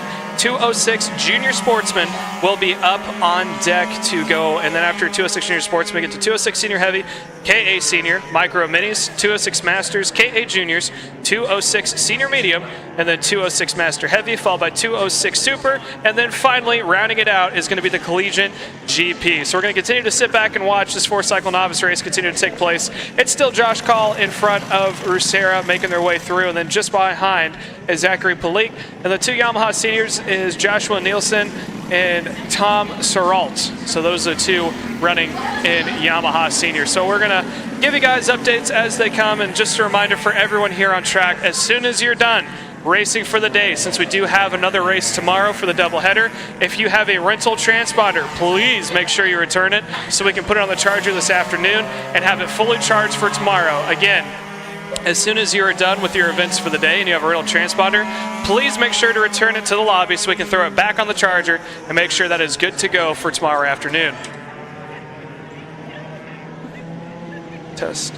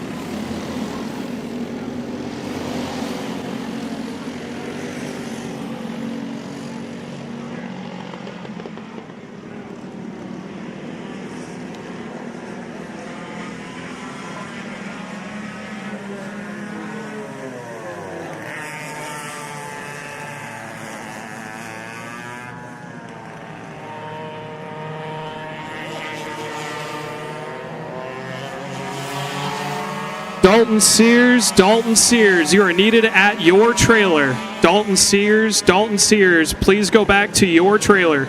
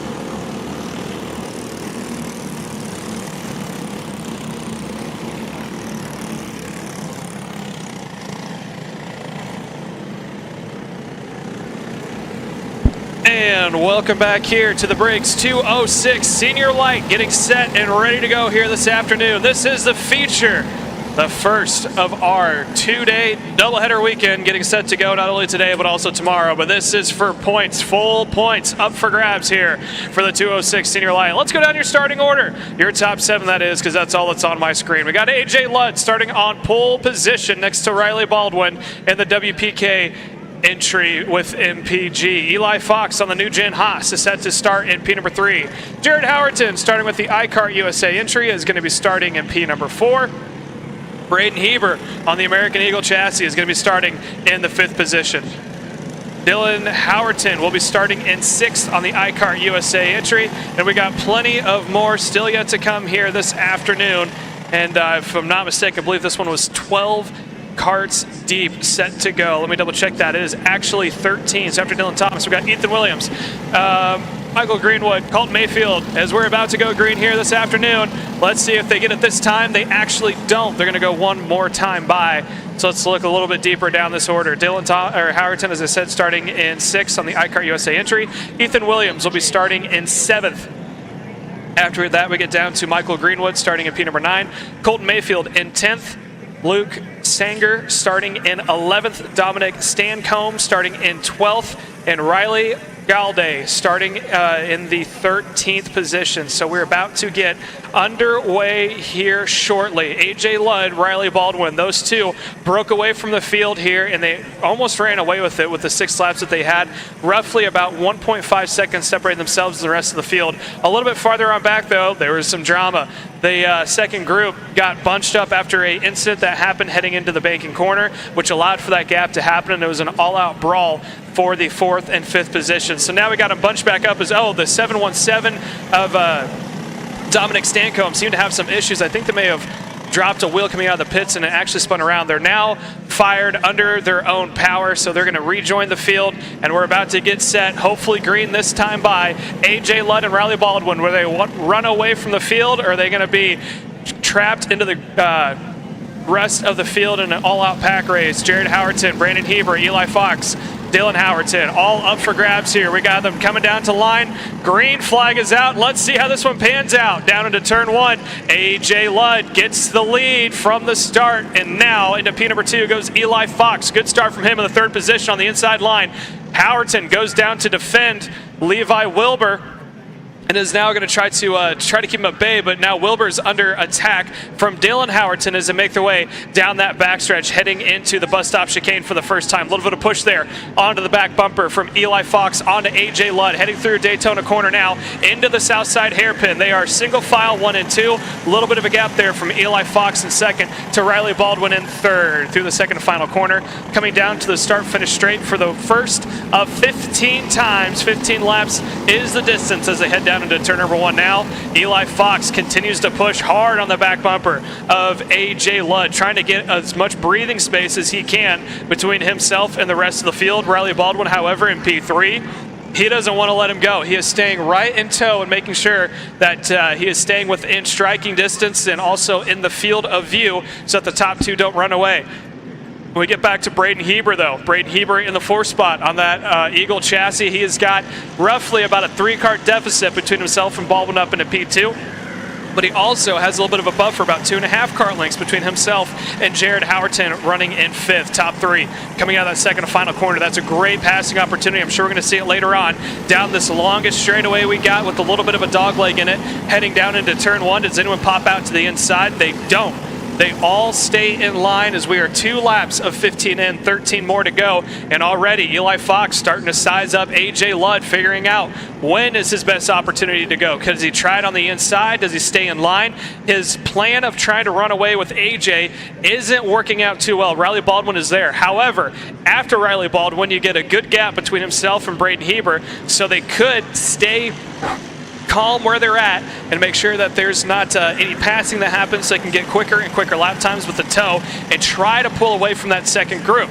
However, Braden Heber, he is quick, and he is also leading other quick drivers. Jared Howerton and Levi Wilbur are those who are in the mix. So those three, if they can link up and use that snowplow method, or as we like to call it, the tow, to try to cut their way back up to the top three, it's a possibility. So if the top three continue to stay nose to tail, it's going to be more difficult for the second three. However, if Eli Fox decides to try to make a move, or Riley Baldwin decides to make a move, that could then bunch up that front group and bring it back to make it a 6-car battle for the field. With the amount of experience that the top three have, I don't think it's going to be a huge factor, at least for now. I think the only time that they're going to pass is if there is either a huge mistake made from the kart in front, or if the opportunity is too good to pass up. So we're going to sit back and watch. Coming up now on 11 laps to go. Top three, nose to tail. Ludd, Fox, and Baldwin heading down into turn number 1. Let's see if they can make it the distance, or if they're going to try to go nose to tail. Baldwin peeked to the inside, wasn't quite close enough to make a move there on Fox heading into 1, so he's going to stay in the line. Now into turn 2. This is a great dive bomb opportunity, that little switchback between turns 2 and 3. It's a very short straightaway. We have to get all the way from the middle parts of the track to the outside and then dive it in to hit your apex heading into 4. So if you have a good opportunity, you could just stick your nose in there, forcing the other driver to back out, because that is technically your corner. However, that does slow both drivers down and will bunch them up to the field. So you only see a dive bomb move maybe with 5 laps or less to go, or if they're getting frustrated, the driver from behind, that is, with the guy leading, and decides to go just a little bit early. But right now, top three, their plan of sticking together, well, it's working out for them. So far, the distance between the third placement of Baldwin and fourth placement now of Jared Howerton is sitting at 1.7 seconds. The gap between Jared Howerton and your leader, AJ Ludd, 2.1. So that gap is starting to form. The top three are starting to pull away from now that 4-pack battle for the third position. So if they can just sit tight here for the next 5 or 6 laps and wait till there's 4 or 5 to go, that might be a great time to then start to battle back and forth. However, something tells me we're not going to see that until about 2 to 3 laps to go, unless Eli Fox or Riley Baldwin get impatient, or unless a big bobble happens at the front that would possibly slow them down. So we're going to burn one more lap. 9 laps to go at the line. Ludd, Fox, Baldwin, still 1, 2, 3. Let's go back and update you on that second pack battle. We got Howerton up into 4th, Wilbur running in P5. Dylan Howerton has now joined the party into the 6th spot. However, Brandon Heber, who was running in the 4th position, has fallen back into P6. He's in the field of view just behind Dylan Howerton in the 6th spot. So he's, or sorry, in the 6th spot. So, and it almost looks like Howerton and Heber are starting to lose track of both Jared Howerton and also Levi Wilbur. And if that is the case, and it is as they come across the screen now, that means that it's good news for the top three. The only two they have to worry about now is Howerton and Wilbur. However, both Howerton and Wilbur have been quick all weekend long, and if they continue to sit tight here and just wait for that battle to happen, they're not going to have a lot of time to make up the gap. But if they can capitalize off of it quickly and make no mistakes, it is a possibility, as we see a potential for that right now. Eli Fox had a look on the inside there of AJ Ludd on that kart number 43 Top Kart USA entry. He peeked there on the inside, backed back out of it, and then he's now working the back bumper again.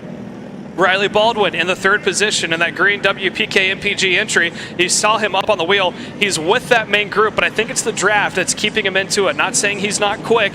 Maybe it's a difference of gearing. He pulls better out of these slower corners, closes back up like you just saw on the south side hairpin, but as soon as you get to these 2 long straightaways, I think he hits the rev limiter a little bit quicker than the top 2, and that's what causes him to fall off just a little bit. But again, as soon as I get to the slower parts of the track, he closes back up with that higher gearing ratio, as you're seeing now coming out of turn 1. So if he can just manage this gap right now, if he can stay in the tow, make sure that they don't run away, make very minimal mistakes, he may have an opportunity when the top 2 start to battle back and forth. However, if he makes too many mistakes with that deficit on the gearing, he can't let the top 2 run away, because right now the draft is the only thing keeping him at speed on the main straight. So he's going to have to hold on here for the next 4 or 5 laps if he's going to have a chance to possibly try to pass someone. The good news for him, though, with no draft, he's got the advantage going into the slower parts of the track. So there's your top 3 that we continue to watch by. Let's check the gap between 3rd and 4th.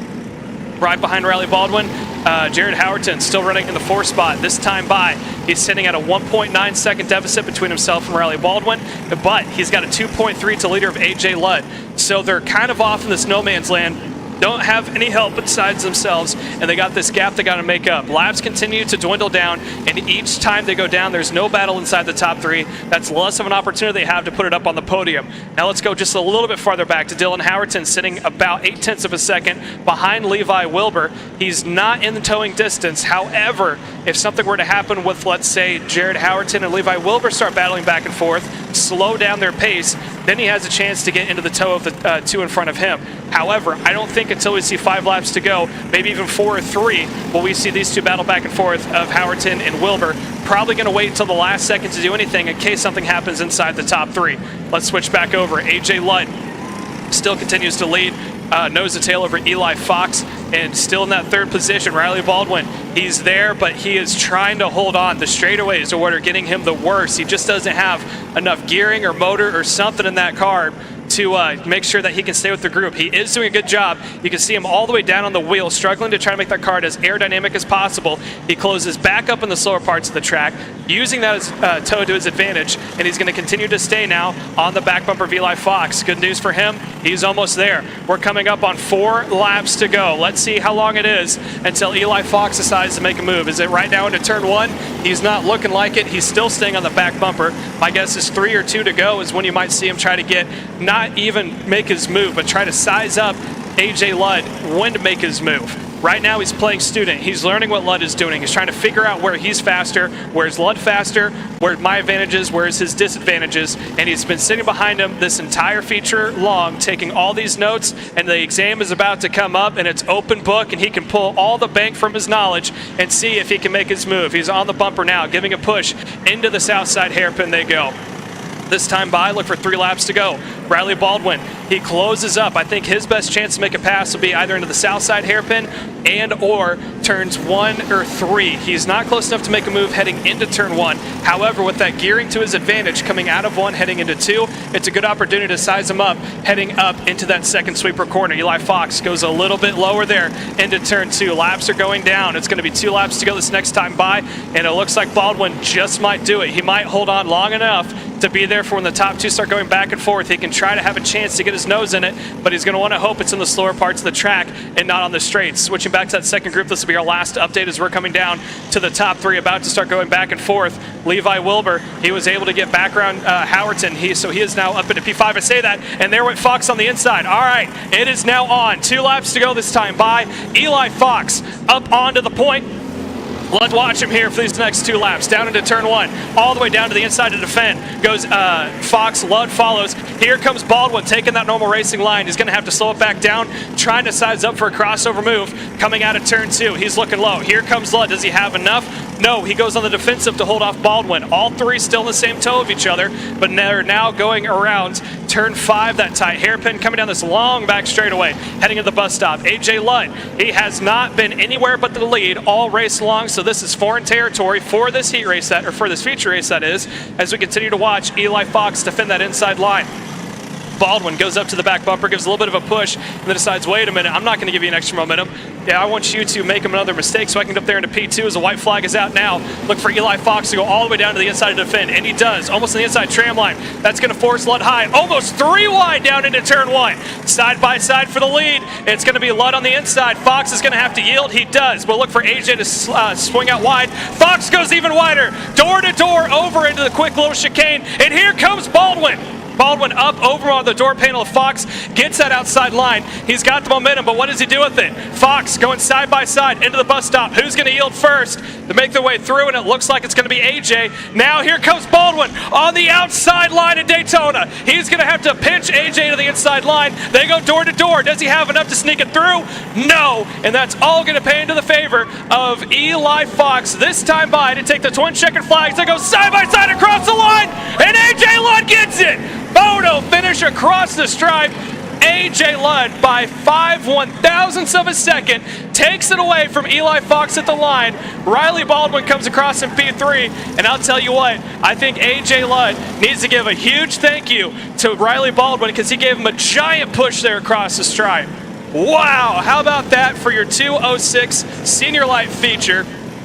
Up next, we got your 206 Junior, so if you like that, we got more to come. So stay tuned and don't go anywhere as you're watching live on the WRP Racing Network.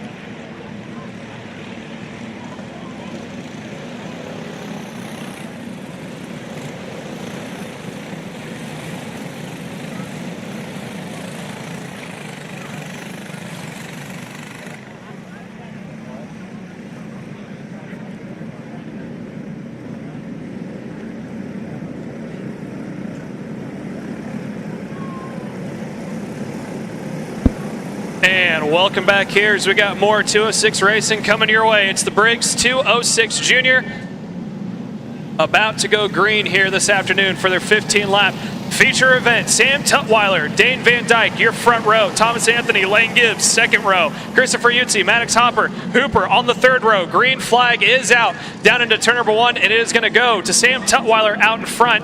Van Dyke is going to get shuffled back into P3 as Thomas Anthony was able to get his nose in and go up into P2. Right behind him, Lane Gibbs and that MPG Kart Republic is sitting right now in that 4th position, and he's got his hands full because right behind him, Maddox Hooper, who started in 6th, is now up into P4 in that new Gen Haas entry.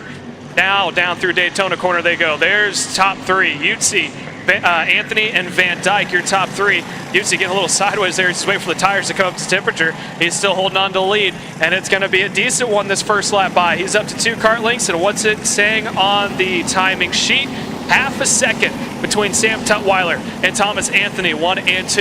And here comes on the inside. He didn't want to wait. Van Dyke, he said, I'm going for it to turn 1. He's up into the point, and let's see.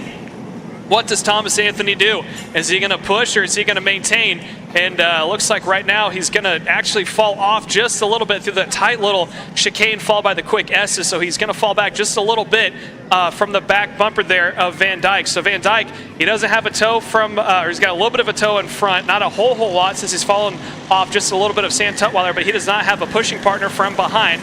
The closest to for that was going to have to go back to Maddox Hooper and Gage Justinato running in the 5th and 6th position respectively. So let's sit back and watch here. But Sam Tutwiler might be a clean sweep of the weekend. Pole, pre-final, and final if he can just maintain. And right now he's doing just that, holding on to a 1-second lead. Already 2 laps in, 13 more to go.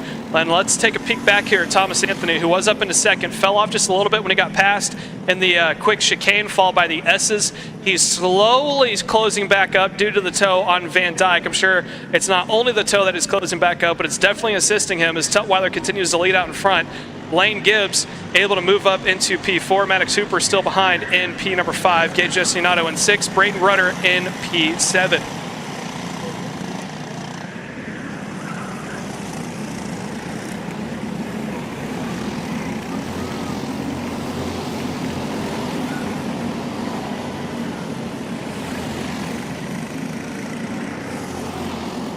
So we continue to watch on now. That is your 2nd placement in that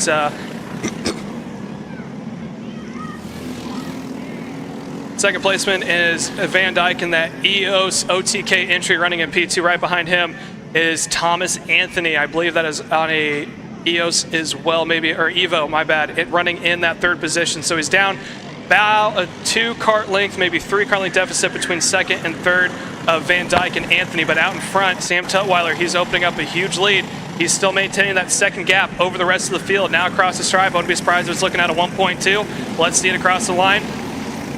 1.19, so I was off by about 1/10. Forgive me for that. But Tutwiler continues to lead out in front. Let's take a little bit farther back. Gibbs in 4th, Hooper P5, Justinato in 6th. Let's look a little bit deeper down on the timing sheet as well. Rudder running in P7, Santos in P8, Peebles in 9th, Laser in 10th, Patton in 11th, and Christopher Utzi. I'm not sure if there was a problem or what happened, but registered 4 laps down right now in 12th. So I'm not sure if they didn't start or if there was an incident on the start that caused them to fall down the order, but that is unfortunate to see. Hopefully they're doing the full doubleheader and can come back tomorrow for a better result, as we're going to continue to watch here. 2nd and 3rd, Van Dyke and Anthony, P2, P3, and it looks like those 2 may be the closest inside the top 5 until you get back to Maddox Hooper and Justinato, possibly, and also Rudder up in that mix as well in that 2nd main pack.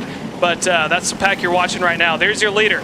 Tutwiler out in front, 1.5 he's got over Van Dyke, but now Van Dyke slowly, more company is starting to join him with Thomas Anthony. Last time by, he was down by 0.179 seconds, so he is making his way back up, almost to the back bumper there of Van Dyke in P2. So those 2 are now going to be able to either work together or try to maintain. I think if you're Van Dyke, you might have to lick your wounds and accept your losses and say, all right, we got to work together. We may not be teammates. We may not even have liked how that start went with each other. Not quite sure what happened there.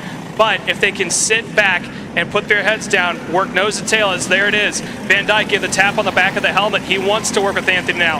Anthony's going to give him a huge push, and actually Anthony's now going to look low. Anthony takes a spot away. This isn't good if you're trying to make that gap back up, but right now they're going to go door to door over into turn 3. So now Thomas Anthony goes back up into the front. Now here comes Van Dyke, sends it up on the inside, going to get forced to the outside, possible crossover. That's going to now allow Maddox Hooper to get back up into the mix. So Hooper goes now to the back bumper of Van Dyke. We got a 3-kart battle for the second spot, and this is going to be good news for your leader of Sam Tutwiler. Last time by, it was a 1.6 second gap between himself and what was then Van Dyke, now Thomas Anthony.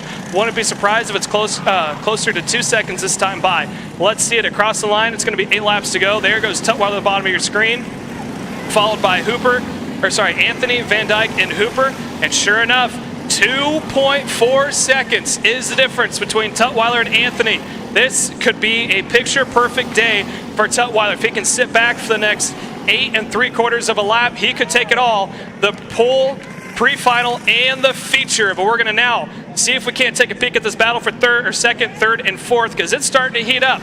Anthony, Van Dyke, followed by Gibbs as well, now up into the mix. They're going back and forth. You're looking now at Anthony up into P2. That's Van Dyke and Gibbs. Sorry, not Maddox Hooper, forgive me. That is Gibbs running up into the 4th spot. So he is close onto the back bumper there of Van Dyke as they make their way through. Now across the line they go. 7 laps to go. A little bit of a gap now for Thomas Anthony over Van Dyke and Gibbs respectively, running in the 3rd and 4th position. Maddox Hooper not too far behind in that 5th position down into turn number 1.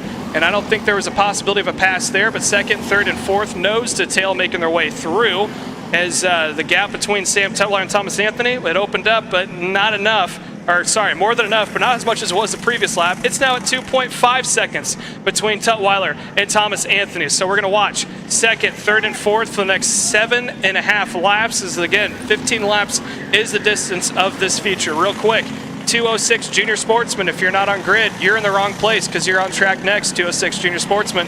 206 Senior Heavy, you're up on pre-grid. KA Senior, you're going to be up on deck. Once again, reminder to all drivers, if you have completed and concluded your racing for the day, please do us a favor and return your rental transponders so we can throw them on the charger. We do have a double header and we got more racing to come, as now we're going to sit back here and watch. But real quick, if you have a rental transponder, return it at the end of the day when you're done so we can put it back on the charger and make sure that's working just fine for you guys coming for racing here tomorrow. Let's look at now. This is the battle for P2. Anthony, Van Dyke, Gibbs. That is 2nd, 3rd, and 4th. Tutwiler's checked out 2.6 seconds over the rest of the field. So Tutwiler, he's got no pressure from behind. Not a lot of lappers out in front. He may be bored, but it might be a good weekend for him if he can just maintain what he's got. So we're going to continue to watch. Anthony now in the 2nd spot. Here comes Van Dyke. Van Dyke, he wanted to work with Anthony the previous laps. He told him to give him the tap on the back of the helmet, trying to work his way up through the field. Anthony said, nope, I'm going to take this inside line and the position, thank you very much. So he's up into P2. So let's see how it's going to pan out for them. A little bit farther back, more racing so to come. There's Tutwiler, and then off the left-hand side of your screen, that's what we're watching. Anthony, Van Dyke, and Gibbs making their way out of turn number 4, heading into that bus stop. That quick left, right, left, that leads you straight on to Daytona Corner as they make their way through. Good pan shot there of the Daytona Corner. There it is.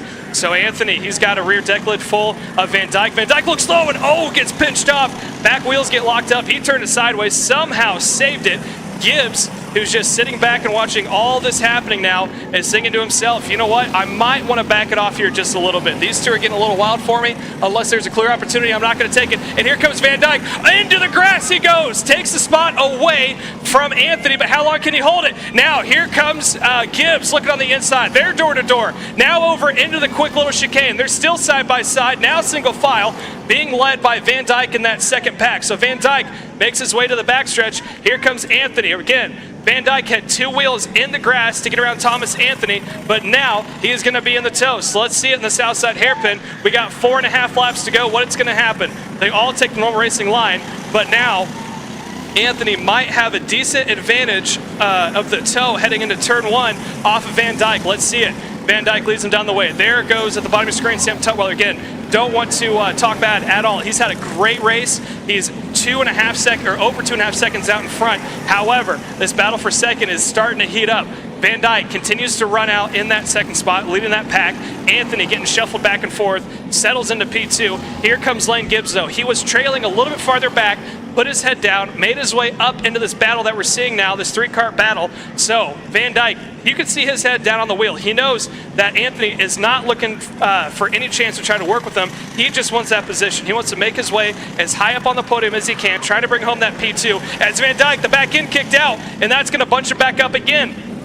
So Van Dyke, under pressure from Anthony and Gibbs, he's got his hands full here coming down to the line. There goes Tutwiler. Let's see Van Dyke, Anthony, and Gibbs heading down into turn 1. What's going to happen here? There's the lap carts out to the distance, and oh, there went Van Dyke defending that inside line, and it looks like Gibbs thought about possibly making a move heading into turn number 1. Couldn't quite get it done. They're still nose to tail. There is a lapper out in front, and this might be good for Anthony to try to use it to set it as a pick to get around Van Dyke. If Van Dyke closes up to the back to it, and Anthony's able to get down to the inside, it could force him to have to let off, and then he's able to get around. As they make their way through the bus stop chicane right now, heading into Daytona Corner, you can see all 3 of them at work at the wheel, trying to see if they can't out-wheel each other as they make their way to the south side hairpin. There is Anthony. He's at second spot. Right behind him is Gibbs. Leading the way is Van Dyke. This time across the line, white flag in the air. Sam Tutwiler, he's got one more lap to bring it on home, but let's see what happens second on back. Down into turn 1. They all go to the inside to defend except for Gibbs. He maintains the same lane. Van Dyke now is going on the defensive, and here comes Gibbs on the inside of Anthony, heading into turn 2. Now he's going to try it again. Crossover move into the quick little left-right, not enough. Now into the final corner. Gibbs, this is Maddox Hooper. Hooper might have a chance to try to get back around him now. Let's see what happens in the bus stop. Van Dyke, he's got breathing space. What does Hooper want to do? Through the bus stop they go, now into Daytona.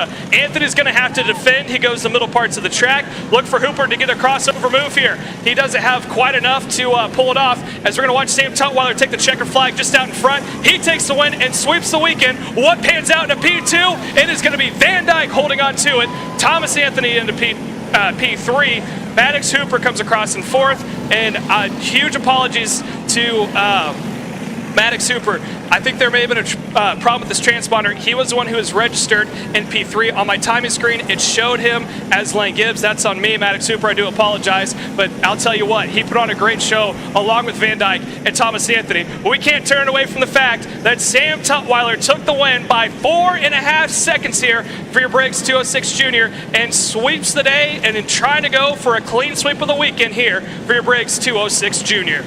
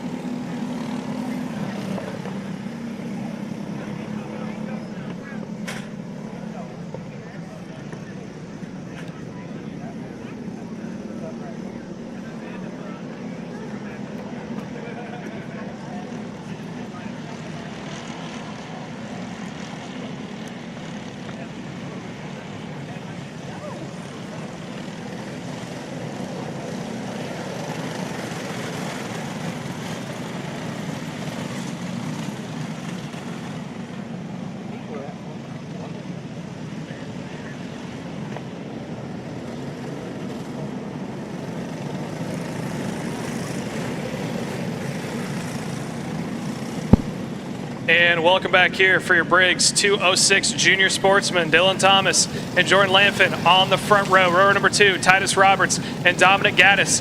In row number 3, Casey Hendrickson and Lincoln Wiley all coming down the line now. Do they take the green here? They do. They're green, and they're going to get 3 and almost 4 wide heading into turn number 1 farther on back. Good news, though, Dylan Thomas and Jordan Lanfin, if you're supporting them, they are out in front. Meanwhile, they're going door to door a little bit farther back, almost taking it 3 wide down into that quick little left-right chicane, heading out of the S's and down the backstretch. But Dylan Thomas, he saw it through in that Top Kart USA number 11 entry. He's out in front. Right behind him, 2 new gen Haas's of Jordan Lanfin and Titus Roberts running just behind, off into the toe. Roberts a little bit farther back than what he was at the start, and Jordan Lanfin, he's still in the towing distance of Dylan Thomas making the way through. So they're going to go nose to tail down the start-finish straight to get the first time by.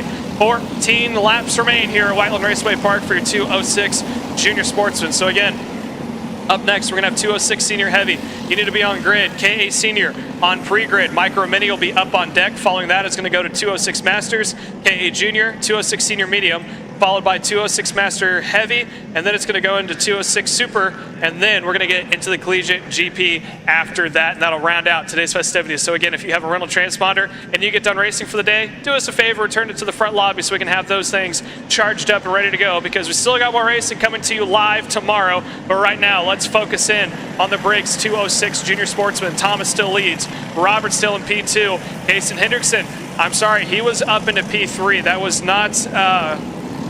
if I'm not mistaken, that was not Titus Roberts. Roberts is up into P2. Lanfin fell just a little bit farther back, so let's watch now and see what Roberts does on the back bumper of Dylan Thomas. Casey Hendrickson in the 3rd spot. I believe that is also an AMAX entry in P number 3. So we got 3 different teams, 3 different manufacturers out in front. Dylan Thomas in a Top Kart USA entry, Titus Roberts in the new gen Haas chassis, and followed by is Casey Hendrickson on the AMAX Evo kart. So different competition here out in front, 3 different reasons to go for it, but they all want that top step podium finish here this afternoon. And right now, it is good news for Dylan Thomas if you're supporting him, because he's out in front. Titus Roberts, he's close, but is he close enough to make a move? He's down right on the back bumper there of Dylan Thomas through the final corner down towards the main straightaway, heading into turn 1. And there's Casey Hendrickson. He's trying to point the rest of the field to point him forward, but unfortunate for him, AJ Stoner's the closest one to him, and he's got a little bit of time before he catches up. So right now, Casey Hendrickson is going to have to hold on with the draft and just wait for AJ Stoner to catch back up. Last time by, AJ Stoner went a 46.4, Casey Hendrickson went a 46.8, so he is quick.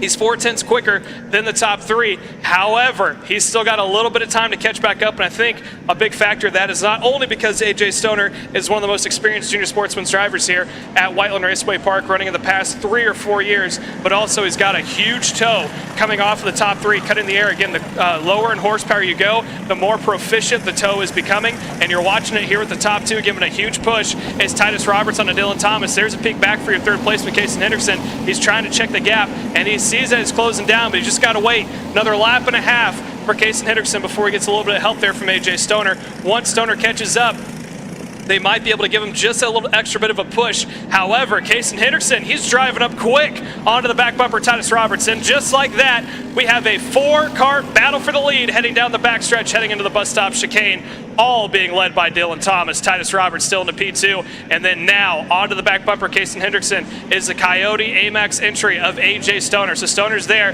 He thought about making a move on the inside of Hendrickson, decided better of it, and he's going to stay in the line. Question is, who's going to break this 4-pack first? And I have a feeling AJ Stoner, with all that momentum, might try to be the first to do it. There's a little bit of a gap, and it is so. He looks on the inside. AJ Stoner takes a look on the inside into turn 1. He takes the spot. Casey Hendrickson straight to the back bumper like clockwork. There's a driver who knows what he's doing. He knows he's got to get the toe off of him, wait for the opportunity, let something just like that to happen, as Dylan Thomas had a huge bobble into that chicane, and that's going to now close the field back up. So now we got the top 3 nose to tail, and it looks like Casey Hendrickson may have gotten the brakes just a little too much in the top 3 out of anticipation of something happening. He's fallen off just a little bit, and hopefully it's not too much to get him out of drafting range. However, this young man right here, AJ Stoner, gets around Titus Roberts quickly, and that is going to bunch the top 3 back down. That's just what Casey needed to catch back up to the drafting distance. However, here comes Jackson Stone. Jackson Stone's been up in the mix on the Charles Leclerc entry, but he hasn't been inside the top 5, I think, until this moment right now in the feature. So Jackson Stone, he's got a little bit of help there from Jordan Lanfin and also Easton Shores. So those three, if they sit tight and the top 3 battle back and forth, it is easily understandable and acceptable that we could see 7 karts going for the win this afternoon. But what we don't need is what happened right there. It looks like a little bit of a bobble. We got a kart stopped off in the distance. We can get a name for you guys shortly, but it was outside the top 4. So there is the top 3 into view. Dylan Thomas, AJ Stoner, 1 and 2. Titus Roberts, P3. Kaysen Hendrickson in 4th, and again, he's just sitting waiting.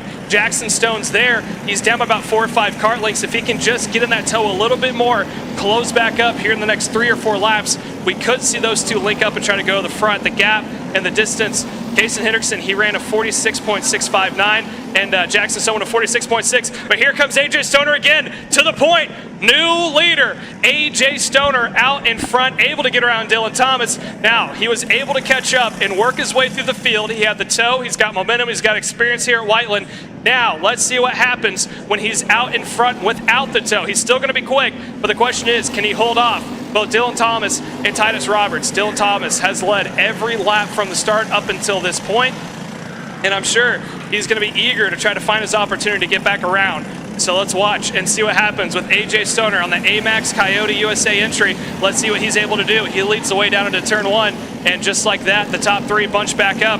And I'll tell you what, Dylan Thomas, he's eager to get back around. He closed back up. He had a peek to the inside before they got into turn 1. Now he's just going to have to stay right on the back bumper of Stoner. We got about 7 3/4 lap still yet to go here, so there's still plenty of time.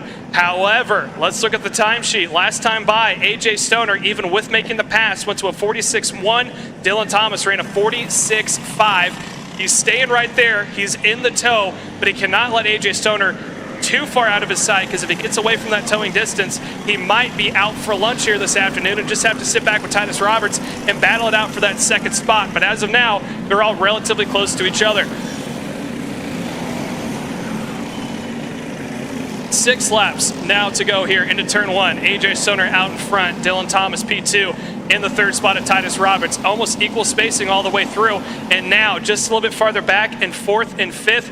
Kaysen Hendrickson and Jackson Stone is, around sideways goes Dylan Thomas, and he gets a little loose, and I think also he took out Titus Roberts, so Roberts lost momentum. Dylan Thomas is now gone, and I think Roberts may have lost 3 or 4 positions, so now good news for AJ Stoner. His gap of about 3/10 is about to open up significantly. Even better news, if you're Kaysen Hendrickson and Jackson Stone, you're now on the podium and have a good chance of getting some good points here this afternoon for the doubleheader. Good momentum going into next weekend. So just like that, I was saying it about 3 or 4 laps to go. We haven't seen much of Jackson Stone here today. He was up in the top 5 until today. Now he is up into the 2nd spot, and he doesn't really have a whole lot of battling going on from behind him. So all he has to do is sit and wait and wind the clock down, take the knee, and let the clock expire. Right now he's doing about 2/10 of a lap faster than, actually I take that back, he's doing about 4/10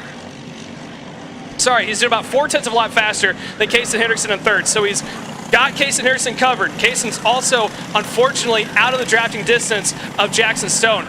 Bad news for Jackson Stone, though. The leader of AJ Stoner is 3.1 seconds ahead, and there's not a lot of lap traffic out in front. So once Jackson Stone gets to his lap traffic, all he has to do, like I said, is sit and wait. Kaysen Hendrickson, if he's going for points, which I know he is, this is a good day for him. He, again, just has to sit and wait, wind the clock down, and possibly, if Jackson Stone makes a mistake, he can then close back up and maybe have a chance for a pass for 2nd. But if you're this young man right now, AJ Stoner, man, I don't know how he does it. He got shuffled back in the pre-final, drove his way up to the front in the feature, and now, again, someone else. They just got to take a knee and let the clock go down.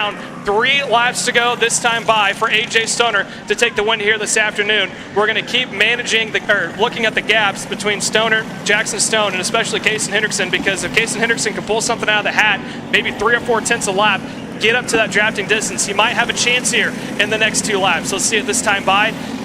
Jackson Stone won a 47.3.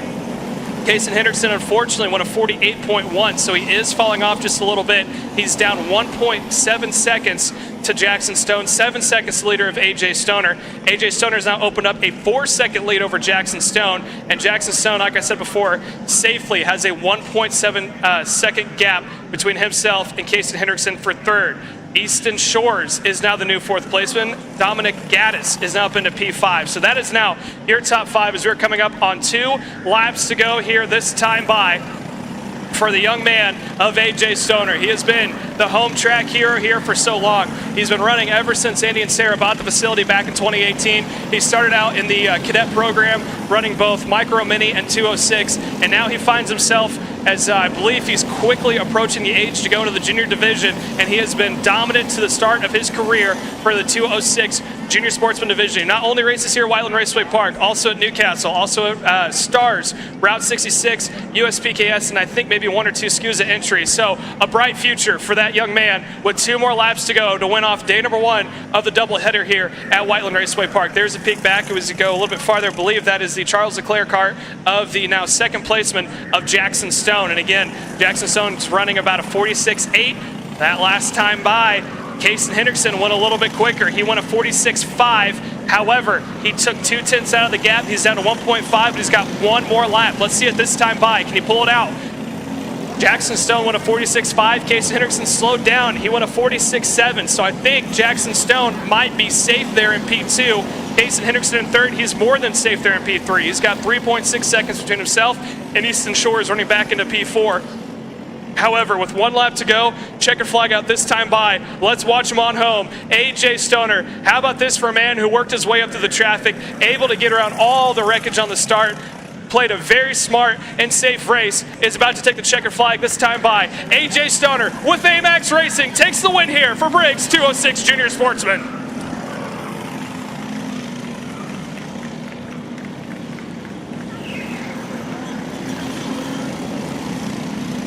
Jackson Stone comes across in P2 to take the 2nd step on the podium. Casey Hendrickson comes across in P number 3, the final step on the podium. Dominic Gaddis comes across in P4. Easton Shores comes across in P number 5. Lincoln Wiley brings it home in 6th. Nico Santos comes across in P7. Colby Haggard comes across in P8. Sam Wheaton-Haas comes across in P9, and Christopher Moore Jr. rounds out the field inside the top 10. So that is going to do it for the Briggs 206 Junior Sportsman. Don't you go anywhere, as we got our KA's 100cc Senior about to go out next.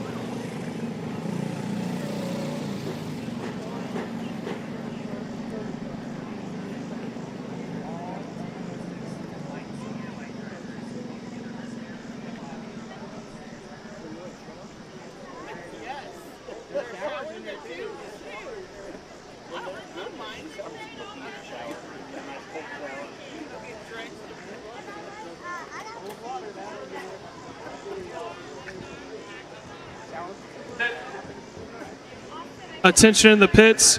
All 206 light drivers need to go to the lobby to get a wristband in order to come upstairs and get your reward.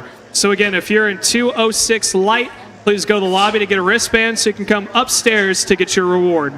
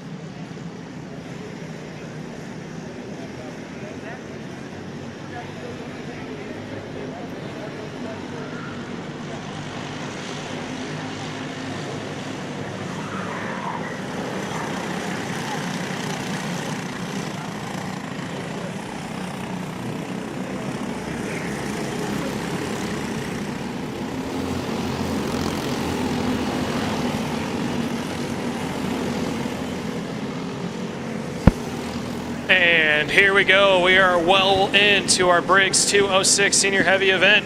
And right now, it is the normal top three. Brandon Hanville, Matt Geist, Stephen McCorkadale. It's been the same way in the pre-final, and it's now the same way in the final. Just behind, Derek Hastings continues to run in the 4th position. He's close, but he's not quite there. Although Adam Dietz, who had to go to the back of the 206 Masters race, who drove his way back up, is now trying to find himself right behind Derek Hastings, trying to see if he can't give him a little bit extra of a push to catch back up to the top 3, but right behind Adam Dietz, Austin Swift. He's also up into the mix. He's right behind who is now, I believe that is Derek Hastings, as Adam Dietz was able to go by. So we got a 3-pack out in front being led by Brandon Hanville, and then we got a 3-pack for 4th on back being led by Adam Dietz. So we got a 6-pack spread out by 2, as now to the inside, there goes Matt Geist. He goes to the point, and just behind him, McCorkadale starts to push and shove just a little bit, trying to see if he can't help Hanville recoup the momentum that he lost into the chicane and the tighter parts of the track. So there's a possibility, so you're saying there's a chance that we could see a 6-pack battle for the lead. Now almost to 5, is there some separation? Hastings got shuffled back, and I saw him pumping his fist coming out of turn number 6. I think he's upset with something, not quite sure what it was, happened off camera. But now, here's a 1, 2, 3, 4, 5, almost 6-cart battle for the lead with 9 laps to go this time by. New leader, Matt Geist, out in front, marking in the books. He's led a lap. Hanville into P2, McCorkadale still 3rd, and here he is, Adam Dietz in the 4th position, slowly making his way up to the top 3 with a little bit of help there from Austin Swift, running in now the 5th position. So we're going to sit back and watch here, see what these top 5 continue to do. The leader out in front, Matt Geist, you can't say enough about him. He's got so many laps here at Whiteland Raceway Park. He helped develop the 206 engine under Ghost Racing with Derek Hastings, his longtime friend, and someone that shares a garage with here at Whiteland Raceway Park before they sold that off to both Nick and Denny with New Gen Racing. So the 206 Ghost engines have always been fast here at Whiteland, and they had a good exchange of torch, and now they're going to continue to stay fast. Geist, Hanville, McCorkadale, Dietz, Swift, and then now Matthew Burpa. Looks like Hastings pulled off with possible issue. He just came under the scoring tower, so hopefully he can get back underway for the senior race, or the Master Heavy race that's still yet to come here this afternoon. We're going to watch the top 5 go to work. Matt Geist continues to run out in front, and right behind him in that green suit, green helmet, the Cosmic Chassis, is Brandon Hanville. Just behind is Evan McCorkadale, that Burrell Art green helmet as well, running in 3rd. Adam Dietz running in the orange and white black suit, black helmet on the American Eagle entry, and then Austin Swift in the white suit, multicolored helmet, running in P number 5. So let's see it. 7 laps to go at the line. Been kind of tamed up here at the front, although I think that Austin Swift might be Matthew Burpo in the 5th position, if I'm not mistaken. So 5 of the most veteran drivers we have in the senior division in both Masters and Masters Heavy are about to go and duke it out here for the next 7 3/4 laps, and they're all being led by Matt Geist out in front.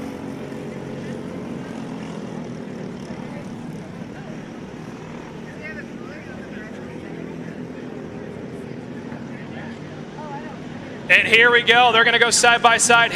Had a look to the inside, and that's going to force Geist up to the outside line. He loses 1. He almost lost 2. He does. Is it 3? Dietz bogs it down, trying to make a gap for him to get back in, and he does. So just like that, I would say new leader, but now it's an old leader coming back too. Brandon Hanville out in front. Geist gets shuffled back into P3. Adam Dietz came to the rescue and gave him a gap and a little bit of a push to recoup his momentum in P4. And then Matthew Burpo now into P5. So still 5 carts out in front. A little bit of spacing now in the top 5, but I think they're going to bunch back up. We call it the accordion effect or the rubber band. If you pull a rubber band really far apart and let go, they all come back together in the end. And now they're about to do it with about 5.5 laps to go, being led by Brandon Hanville. Now McCorkadale running in P2. Yeah, I don't think he's led in 206 Senior Heavy this weekend. He might be looking for his chance, but he is also very patient. Most of the time when it comes to running, I should say that almost all these drivers are patient, but there's always that one point when everyone isn't who's a driver. They all want to be out in front, and so far this weekend, he in the 206 Senior Heavy, he is being extremely patient right now in that 2nd spot. He's letting the clock wind down. He knows that there's a beehive of carts behind him, and he wants to try to push Hanville as far away as he can from the rest of the pack so that they start battling back and forth. They'll have that gap and that little bit of extra breathing room that they need. The bad news is the 2 karts behind him are both Matt Geist and Adam Dietz, who have connected up, and they've been pushing each other back up to the front and just behind as they now go door to door. As I think that may have been McCorkadale took a peek back. He saw what the gap looked like, realized it wasn't going to change, tried it on the outside heading into the bus stop, which then been the inside of Daytona corner. Couldn't quite get it done, but he's just trying to size up Hanville and figure out where he's faster at. Playing student, as we like to say. Learn from the person in front of you. Learn where you can make your pass, where they're quicker, where you're slower, and vice versa. And now to the inside. Let's see it. McCorkadale tries it, and he takes it. McCorkadale out in front. Hanville gets into the back bumper. Now Hanville's under attack from Matt Geist. He had to look to the outside, look for a possible crossover. Geist is going to have to pinch Hanville off to the inside, heading into the bus stop. Making their way now into that south side, or the far S's coming into the bus stop this time by, and Hanville. He's down by about 4 kart lengths to McCorkadale, who's your new leader. We're coming up on 3 laps to go this time by. It's McCorkadale, 3 kart gap. Then you've got Hanville, Geist, Dietz, and I believe that's Matthew Burpo. It is in that 46, running in the 5th position. So they're all still relatively close. All 5 have a chance to pull something off here this afternoon. With 3 laps to go down into turn 1, let's see this one out.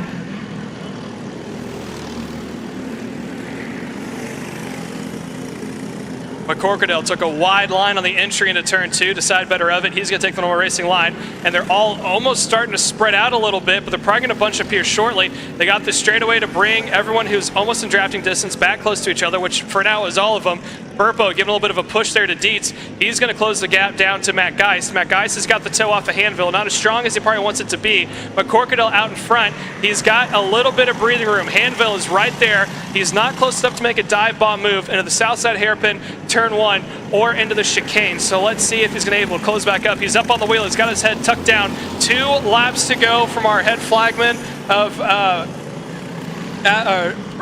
Adam Burrows, but we're going to continue to watch. Sorry, I got my name's tripped up right now. As McCorkadale continues out in front, Hanville had to look to the inside, thought about throwing a last-minute pass, not quite there, and that's going to slow him down just a little bit, both McCorkadale and Hanville. This will be good news for Matt Geist, Dietzy, and also for Matthew Burpo, but they're going to stay nose to tail, and that gap slowly starting to open back up. So now we got a 2-pack out in front of McCorkadale and Hanville. All that second pack needs, that's being led by Matt Geist, is 1 pass from Hanville. The problem for them is Hanville is not close enough to get his nose, and I think he's going to have a good chance here into turn 1. He's working the toe on the south side hairpin, flat on the pedal, all the way up the hill. He's up on the wheel, head's tucked down. I don't quite think he's going to get there into turn 1, but into the chicane he might have a chance. He closes up to the back bumper, both take the normal racing line. As we look back, and looked like Adam Dietz had a look there on Geist. Now he's going to try to pinch Geist down, but let's see these top 2. Hanville and McCorkadale, 2nd and 1st. Now through the chicane for the final time. Coming into the turn number 6, down this quick straightaway before we get to the bus stop. Hanville looks like he got shot out of a cannon, closing the gap back up. He's got that draft to his advantage. He might have him to the south side if he can maintain the speed. Through Daytona they go, down by about a car length and a half, gets a little loose on exit of Daytona, not quite there. He's going to have to try to force McCorkadale to the inside line to try to burn off his momentum, but it's not going to happen. He can pull it out the line, but it's going to be Evan McCorkadale taking the win here this afternoon, breaks 206 senior heavy. Brennan Hanville comes across in P number 2. Adam Dietz, last one on the podium, finishes in P3. Matthew Burpo comes across in P4 with Matt Geist rounding out your top 5. So that'll do it for your breaks 206 senior heavy. Up next, we got your KA seniors coming to you live on the WRP Racing Network.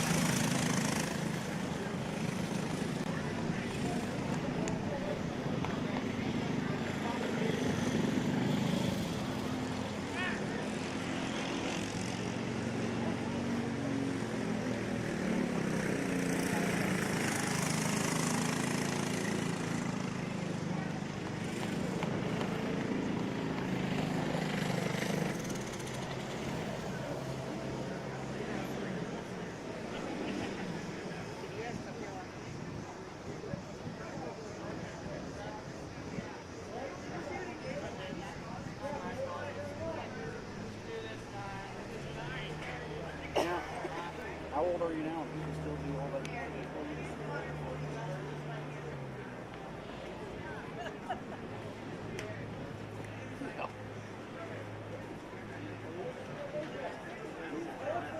I'll tell you what. Hey, one thing I think is not so much about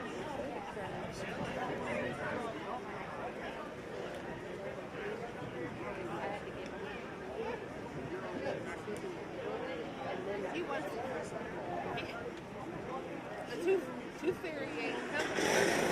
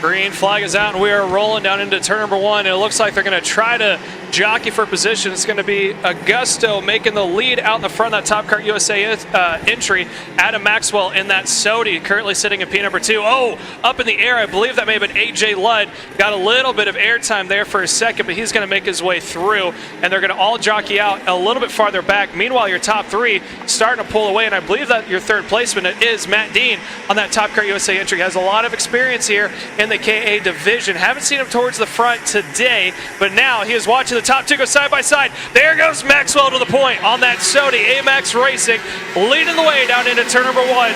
All the while, Augusto Sharapa in that Top Kart USA as well, sitting into P number 2. So it's currently a Sodi, Top Kart also in 4th. That is AJ Ludd, and that is also followed up by, I think that is a comp car, I could be mistaken, running in the 5th position of Daniel Piercy. So that is your top 5 respectively, although now your top 3 is spaced out. Maxwell currently out in front over Augusto, running in now P number 2. Matt Dean, he's got a lot of experience here at Whiteland, and I'll tell you what, whether it's the old track, and I don't think I've seen him a whole lot on the new track, and I did miss a decent amount of the races, he has not been towards the front today. Currently finds himself well within the podium and could make it a Top Kart 2-3 or possibly 1-3, depending how this one pays out between Augusto and also Adam Maxwell. Through turn 2 they go, and it looks like Sharapa has just got to sit back and wait for Maxwell to slow back down. Now again, the difference between the 206 and the KAs, the 206 are very draft heavy. They're a little bit lower horsepower. You got to roll more speed through the corner because they're a 4-cycle engine. Now with your KAs, being if they're a 2-cycle and go a little bit higher RPM, the draft is there, but it's just not as profound as it is with the 4-cycle classes. So drafting plays a small bit of a factor here. You can make up some time, but it's just not as crucial on a bull ring size track like here at Whiteland Raceway Park. So we're going to sit back and watch Adam Maxwell go to work and try to lead the way over Sharapa running in that Top Kart USA entry.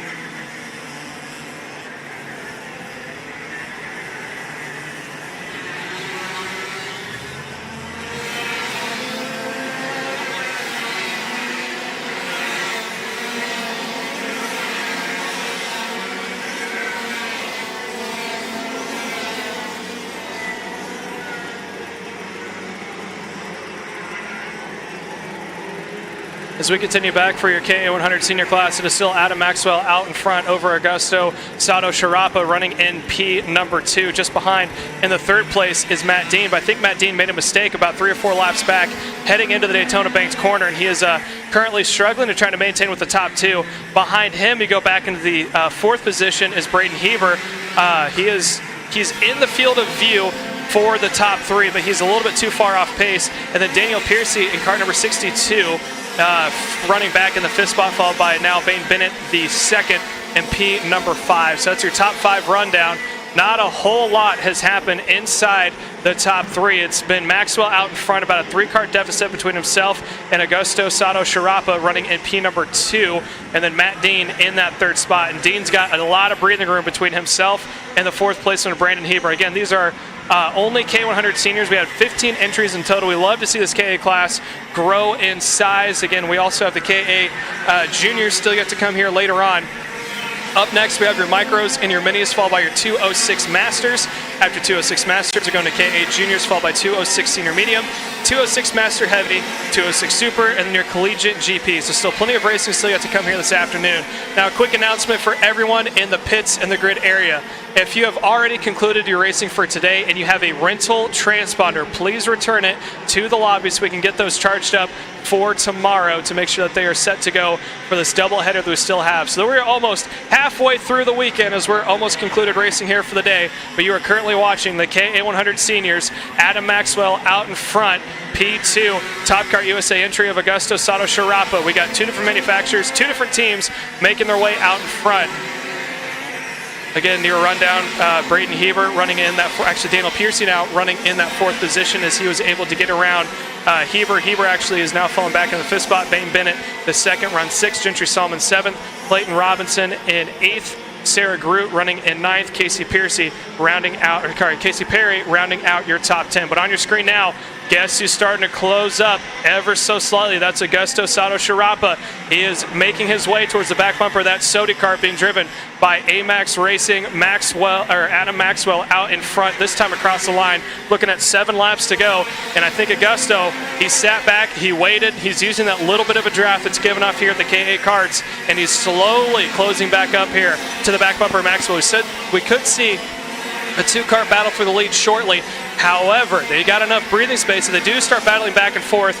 Matt Dean is currently sitting about 3, almost 4 seconds behind your leader of Adam Maxwell. Then you go a little bit farther back, about 6 seconds back from Maxwell is Daniel Piercy. So if the 2 out in front start going back and forth here in the next lap onward, they're going to have at least 3 or 4 laps where they can go back and forth for the lead before they get caught by Matt Dean running in P3, but right now he's close. Let's see if Augusto Sato Sharapa tries to make it work down into turn 1. He does a last-second dive bomb. There it is! Augusto to the point. Maxwell tries it for the crossover, sets him up perfectly. Does he get the nose on the inside? He thought about it.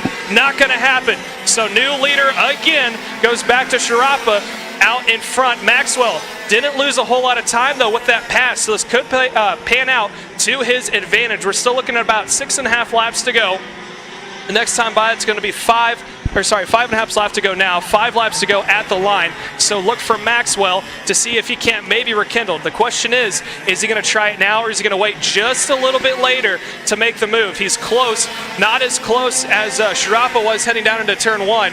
So let's see if Maxwell can just sit in the draft, make back up a little bit of time. He needs about a half a kart length, maybe a 10th or 2, in order to make a decent move down into turn 1. But I'll tell you what, Sharapa, that was a late move into turn 1. He caught Maxwell off guard. Maxwell wasn't even defending heading down into 1. Now he could have just decided, you know what, you can have the position. We're still got some time left in the race. Or it may have been a situation where he didn't really expect that late of a pass into turn 1. He's close now, Maxwell is, to Sharapa into the south side hairpin. Not as close as he needs to be.